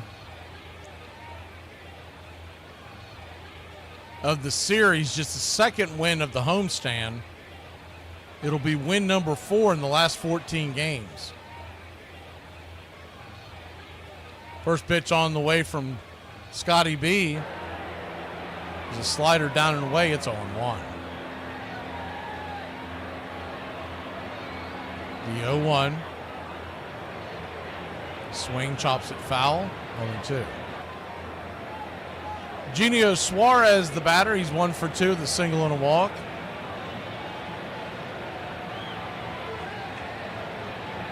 Arizona 4 runs, 6 hits, 1 error. Atlanta 10 runs, 12 hits, 1 error.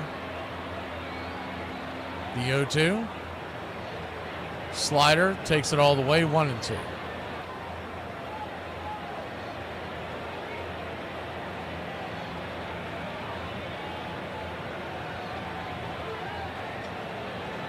One-two count. Swing and a miss. Strike 3.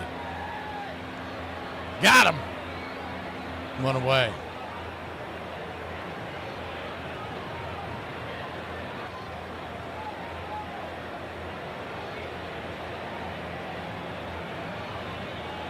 Tonight, the NBA Finals begin. Anybody watching that, I'm wondering? Oklahoma City versus Indiana.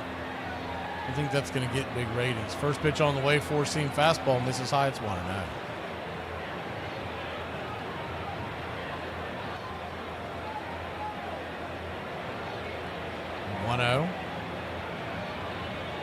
Brings it. Swing, rips it. That ball looks like it may be leaving the building. It is. 10-5 your score. Hanging Bender.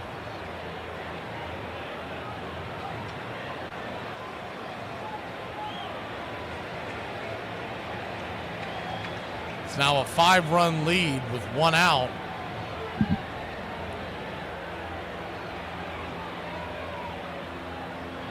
That pitch just got way too much of the plate. That was a cement mixer just over the belt. Gurriel did not miss. Tell you who did miss, the kid trying to catch that barehanded out there. He totally whipped nowhere near the ball. First pitch on the way is a slider in the dirt. 1-0. Righty-righty matchup. Tawa standing on deck. 1-0. 93 misses high. 2-0. Standing on deck for the Diamondbacks is Thomas. Herrera in the hole. Braves looking for 2 more outs. The 2-0 swung on, fouled back. 2-1. Kind of a similar pitch, a hanging slider, but Tawa couldn't line it up. 2-1 count. Scotty B about to throw his 19th pitch of the outing. The pitch on the way. Swing and a miss. Slider. 2-2.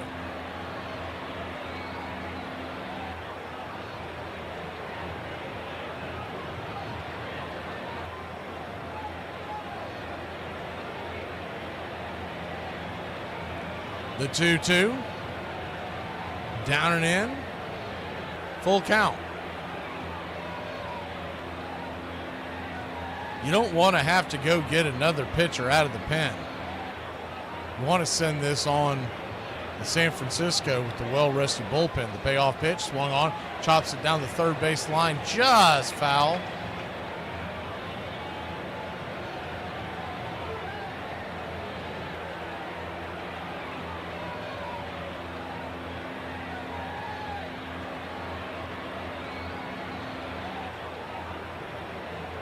Full count.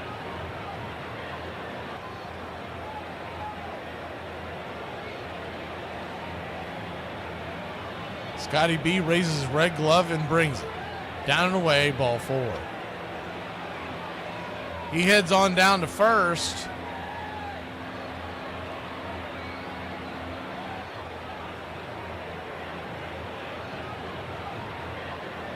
Thomas will come to the plate. Braves still looking for those last 2 outs.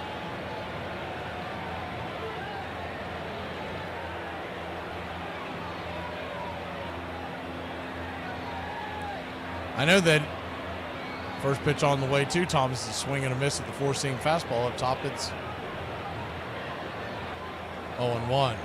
Tawa took second base for in defensive indifference, so he won't get the stolen base, but he is down at second, eliminating the double play. The 0-1. Splitter up top, it's 0-2. No, a lot of folks aren't going to watch it because it's Indiana versus Oklahoma. But honestly, I'm probably more likely to watch it because it's 2 teams that I don't loathe. The 0-2 count. Swing, rips it down the right field line. She gone. And now we got ourselves a problem. Because now it is a 10-7 ball game, and now look out. Snicker and Kranitz are besides themselves, cursing in the dugout. They wanted an easy win here. And instead, Scotty B's put 3 on the board. And we're nowhere near out of the woods. The number 9 hitter's coming to the plate, and then you'll flip the order back up.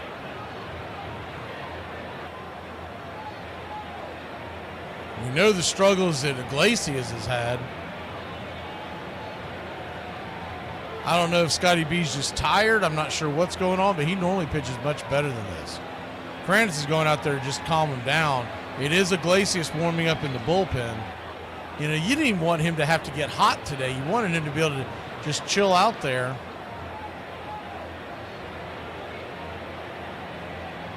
We haven't used Scotty that much recently, but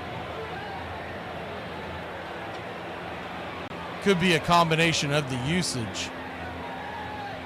He is typically, when he's gone these 2 innings, he's had long stints of not pitching, several games. That'll bring Herrera to the plate. Number 9 hitter, the catcher. First pitch on the way, slider in the dirt. It's 1-0.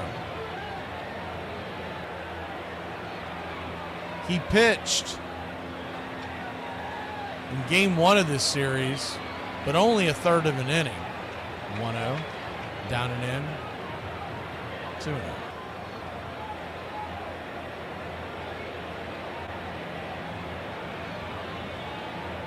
Two-0 count.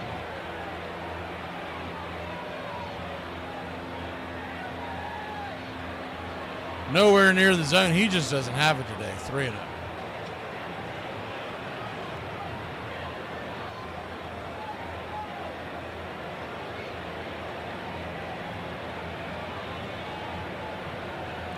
The 3-0 from Scott.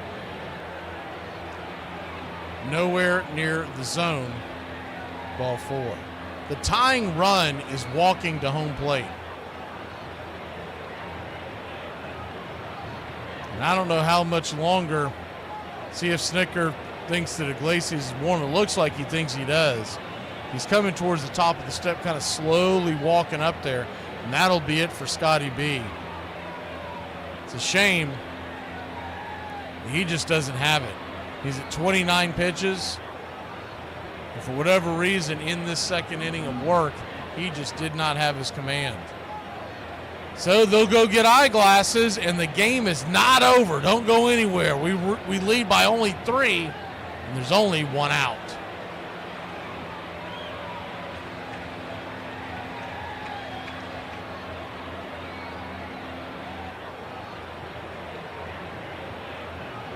Mac McGee and I, we're on the same team. The Country Club for Braves Country Radio. And we need more players. We need you to help us win the battle against hunger and poverty. You can sponsor Braves Country Radio. Teamwork is what the Country Club for Braves Country Radio is all about.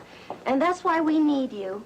For just $15 a month. Don't get greedy. Ask for $2.99. You can sponsor a child just like Braves Country Radio. I've been able to really help Braves Country Radio. And it feels so good. It's so easy. Just reach out now and start sending your love around the world. The Country Club for Braves Country Radio. If you join our team, we really can bat 1,000. Mac McGee. Who's waiting for help. There's room on our team for you.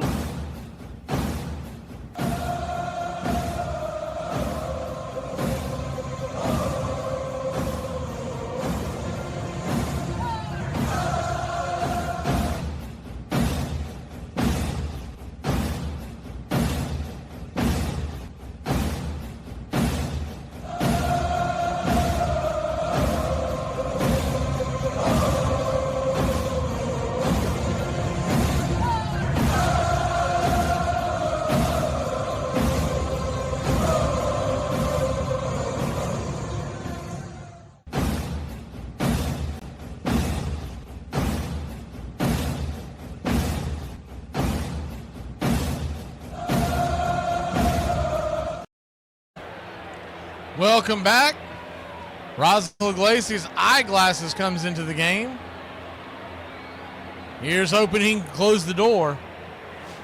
He's going to face the top of the order, Corbin Carroll. Coming in with a 5.79 ERA. 23 innings. 25 strikeouts. 5 walks, but opponent's batting average is .284 against him.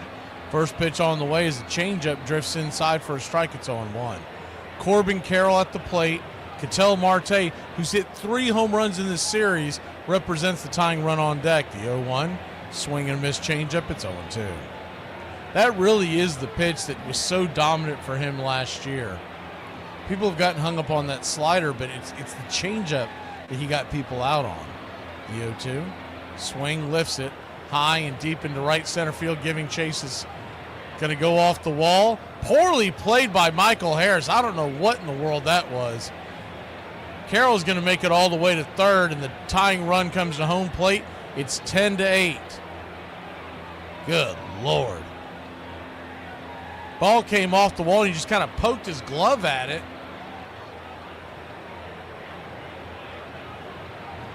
It was a changeup that was off the plate, and he must have just been seeking it because it wasn't a terrible pitch. He went down there and got it. They threw 3 consecutive changeups. First pitch on the way is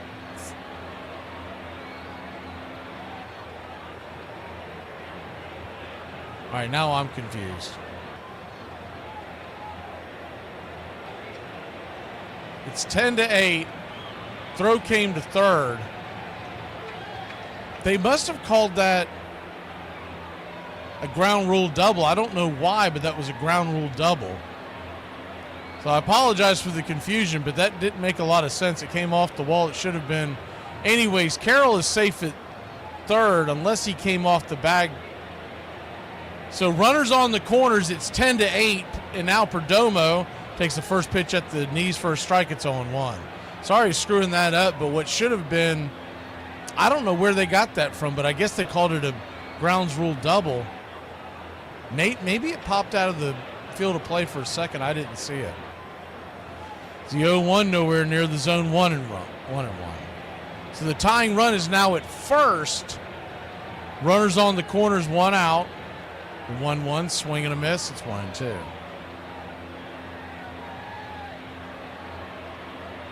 One-two count.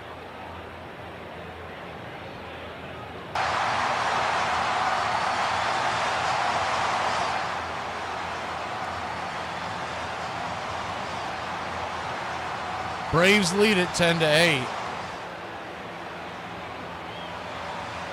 Pitch on the way, swung on, hits it high. Not very deep, drifting back, making the catch is Allen. He'll throw it towards the infield, but the runners will stay put. And the Braves are one out away from escaping this disaster.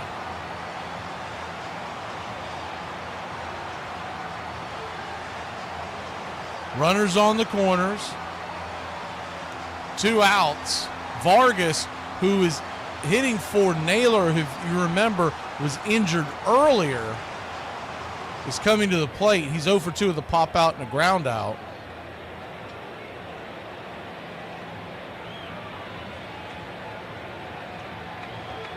First pitch on the way.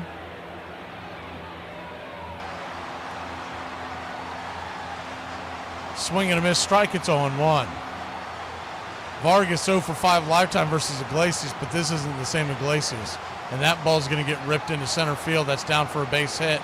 And now Arizona has brought the tying run to second base. And if you wouldn't have, you couldn't have written a worse script. Eugenio Suarez is coming to the plate. Good Lord. Choking away a 5-run lead now.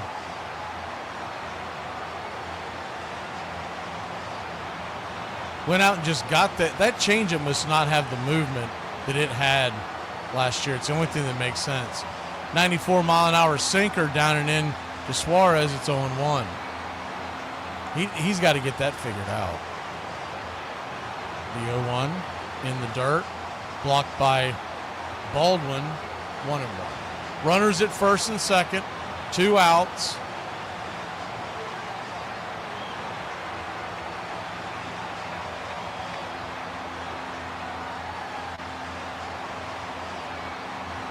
Righty-righty matchup.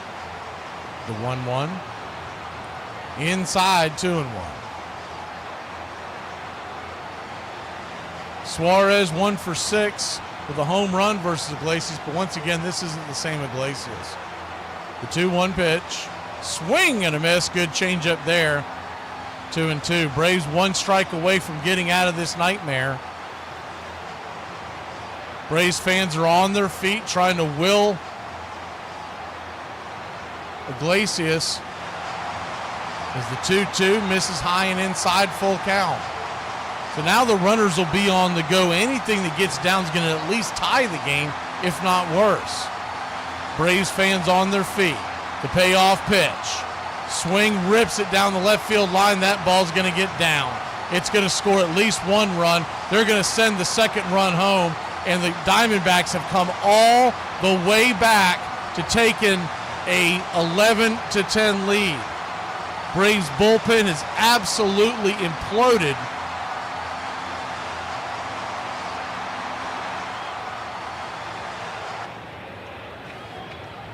And it's 11-10. Holy cow. I think there were a couple people in the chat that were counting their chickens before they hatched.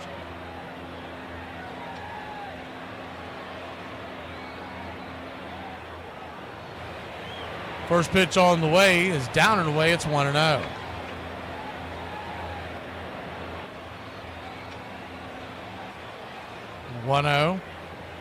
This house of horrors is just unbelievable. When you think you've hit rock bottom, then you blow a 10-4 lead at home. If this doesn't get someone fired, I mean, come on. Wake up, front office. Braves will still have an opportunity to tie it up in the ninth. And remember, their bullpen has been a disaster, the 1-0. Misses 2-0. You got to get this out here and make this game at least manageable to win in the ninth. 2-0 count. Time is called. They're going to give an automatic ball now, 3-0. He's not. What? What are we doing? An automatic ball because we're not paying attention. And now you got a 3-0 count to Gurriel. Standing on deck is Tawa. I would almost say that you have to go ahead and walk him. Don't lay something in there. The 3-0 down below the knees, ball 4. Any way you look at it, he walks the batter. Iglesias at 20 pitches.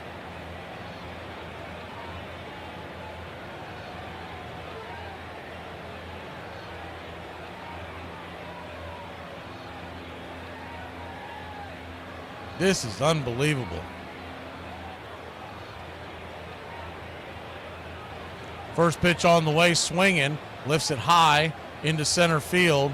Coming over making the catch is Harris, but not before the Braves give up 7 runs in the 9th inning. We'll go to the 9th and see if we can somehow piece together another comeback. So have any of y'all fallen in love with me yet? Or do I need to post more nonsense?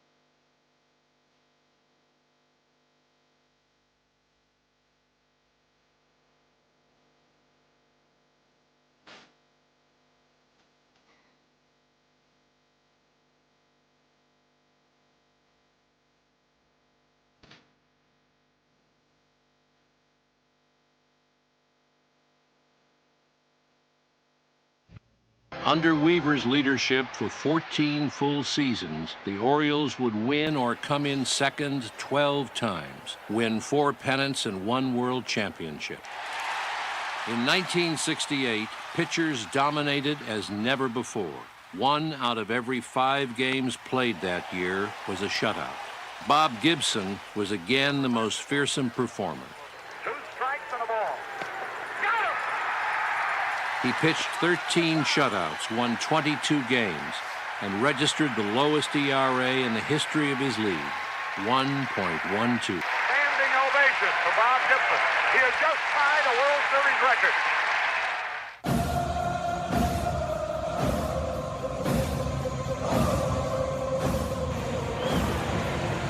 Well, here we go. See if we can come up with a run.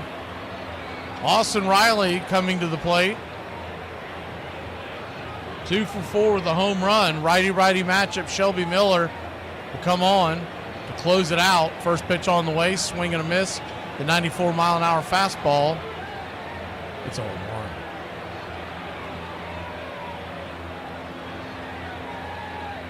The 0-1. Kicks and fires. 95 at the outer edge. 0-2. Standing on deck is Olsen. in the hole, Ozuna. This is about as rock bottom as you can get. Braves had a 10-4 lead coming into the ninth inning. The 0-2 swung on, lifted into center, sliding catch made by Young, and there's out number one here in the ninth. I mean, seriously, if this doesn't get someone fired, what the heck does? And a third base coach is not going to cut it for the firings that need to be made. Matt Olson stands in. Righty-lefty. First pitch. Inside. 1-0.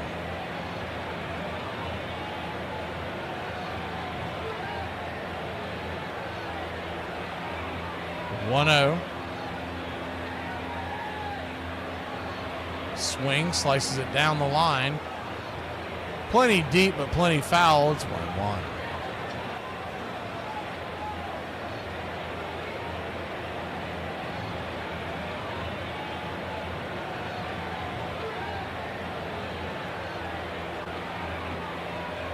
One count. High and out of the zone, 2-1.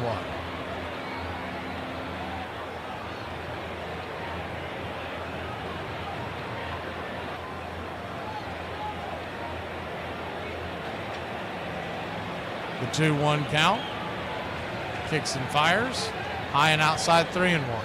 You're just joining us. Arizona scored 7 runs in the ninth inning to take an 11-10 lead. It was 10-4. They were cruising. And then the bullpen imploded. The 3-1 pitch. Swing and a miss. 94 right down the pipe. It's 3-2. 3-2 count.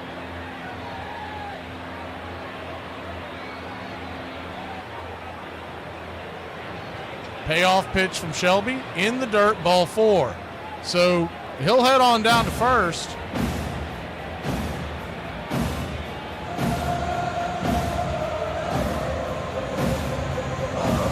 You almost wonder if you ought to pinch run Luke Williams. Yep, that's exactly what they're going to do. Luke Williams is coming on to pinch run. You hate to lose Olson out of the lineup, but you got to get 2 extra innings before you ever have to worry about extra innings. So Olson will go take a seat in the dugout. Luke Williams standing at first. He is a threat to steal. Marcell Ozuna standing at the plate. First throw over to first base. Close throw, but Luke is underneath the tag. It's Ozuna at the plate. Standing on deck, Ozzie Albies. First pitch on the way to Ozuna. Swing, hits it hard on the ground. Backhanded over at short. It's going to be a 6. 4-3, game-ending double play. The Braves blow a 10-4 lead in the ninth inning. And I said it last night, and I'm going to repeat myself. Y'all know where I stand. I don't care how much you like a person. He doesn't deserve to keep his job when his team is playing this poorly. Something's got to give. And the excuses are over. And I'm tired of hearing all the excuses on X from all the bloviators who sit there and tell you that, oh, we got to keep him around. Oh, he won the World Series in 2021. He has lost this locker room. One way or the other, he has lost this team. And now we go out on a 6-game road trip that could be the death nail. And the only thing that's going to save it is a firing. Y'all have a great one, Braves country. We'll see you tomorrow night. We'll come on and preview the series tomorrow at noon, whether I like it or not. Braves lose another tough one. They fall to 7 games under 500. And speaking of Crow, we got a lot to eat. We'll see you tomorrow, Braves country.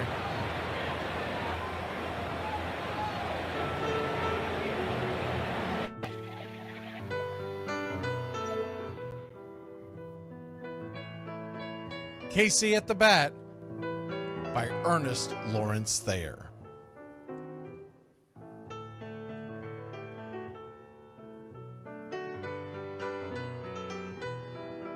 The outlook wasn't brilliant for the Mudville Nine that day. The score stood 4-2, but with 1 inning more to play. And when Cooney died at first, and Barrows did the same, a pall-like silence fell upon the patrons of the game. A straggling few got up to go in deep despair. The rest clung to the hope which springs eternal in the human breast. They thought, if only Casey could but get a whack at that, we'd put up even money now with Casey at the bat. But Flynn preceded Casey, as did Jimmy Blake, and the former was a hoodoo, while the latter was a cake. So upon that stricken multitude, grim, melancholy sat, for there seemed but little chance of Casey getting to the bat. But Flynn let drive a single, to the wonderment of all, and Blake, the much despised, tore the cover off the ball. And when the dust had lifted and men saw what had occurred, there was Jimmy safe at second and Flynn a hugging third. Then from 5,000 throats and more rose a lusty yell. It rumbled through the valley, it rattled in the dell. It pounded on the mountain and recoiled upon the flat, for Casey, mighty Casey, was advancing to the bat. There was ease in Casey's manner as he stepped into his place. There was pride in Casey's bearing, and a smile lit Casey's face.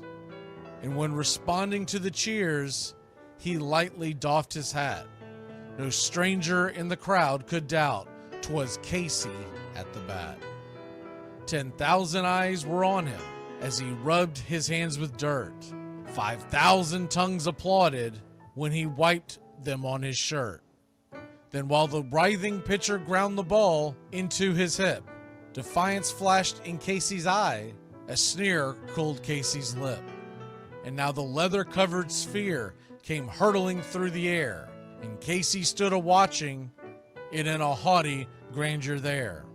Closed by the sturdy batsman, the ball unheeded sped. That ain't my style, said Casey. Strike one, the umpire said.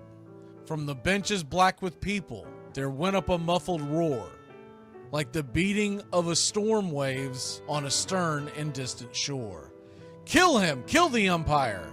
Shouted someone on the stand, and it's likely they'd have killed him had not Casey raised his hand. With the smile of Christian charity, great Casey's visage shone. He stilled the rising tumult, he bade the game go on. He signaled to the pitcher, and once more the dun sphere flew. But Casey ignored it, and the umpire said, "Strike two!" "Fraud!" cried the maddened thousands, and echoed answered, "Fraud!" But one scornful look from Casey, and the audience was awed. They saw his face grow stern and cold. They saw his muscles strain. And they knew that Casey wouldn't let that ball go by again. The sneer is from Casey's lip. His teeth are clenched in hate. He pounds with cruel violence his bat upon the plate. And now the pitcher holds the ball. And now he lets it go. And now the air is shattered by the force of Casey's blow. Oh, somewhere in the favored land, the sun is shining bright. The band is playing somewhere, and somewhere hearts are light. And somewhere men are laughing, and somewhere children shout. But there is no joy in Mudville. Mighty Casey has struck out. Casey at the Bat, Ernest Lawrence Thayer, published June 3rd, 1888. San Francisco Examiner.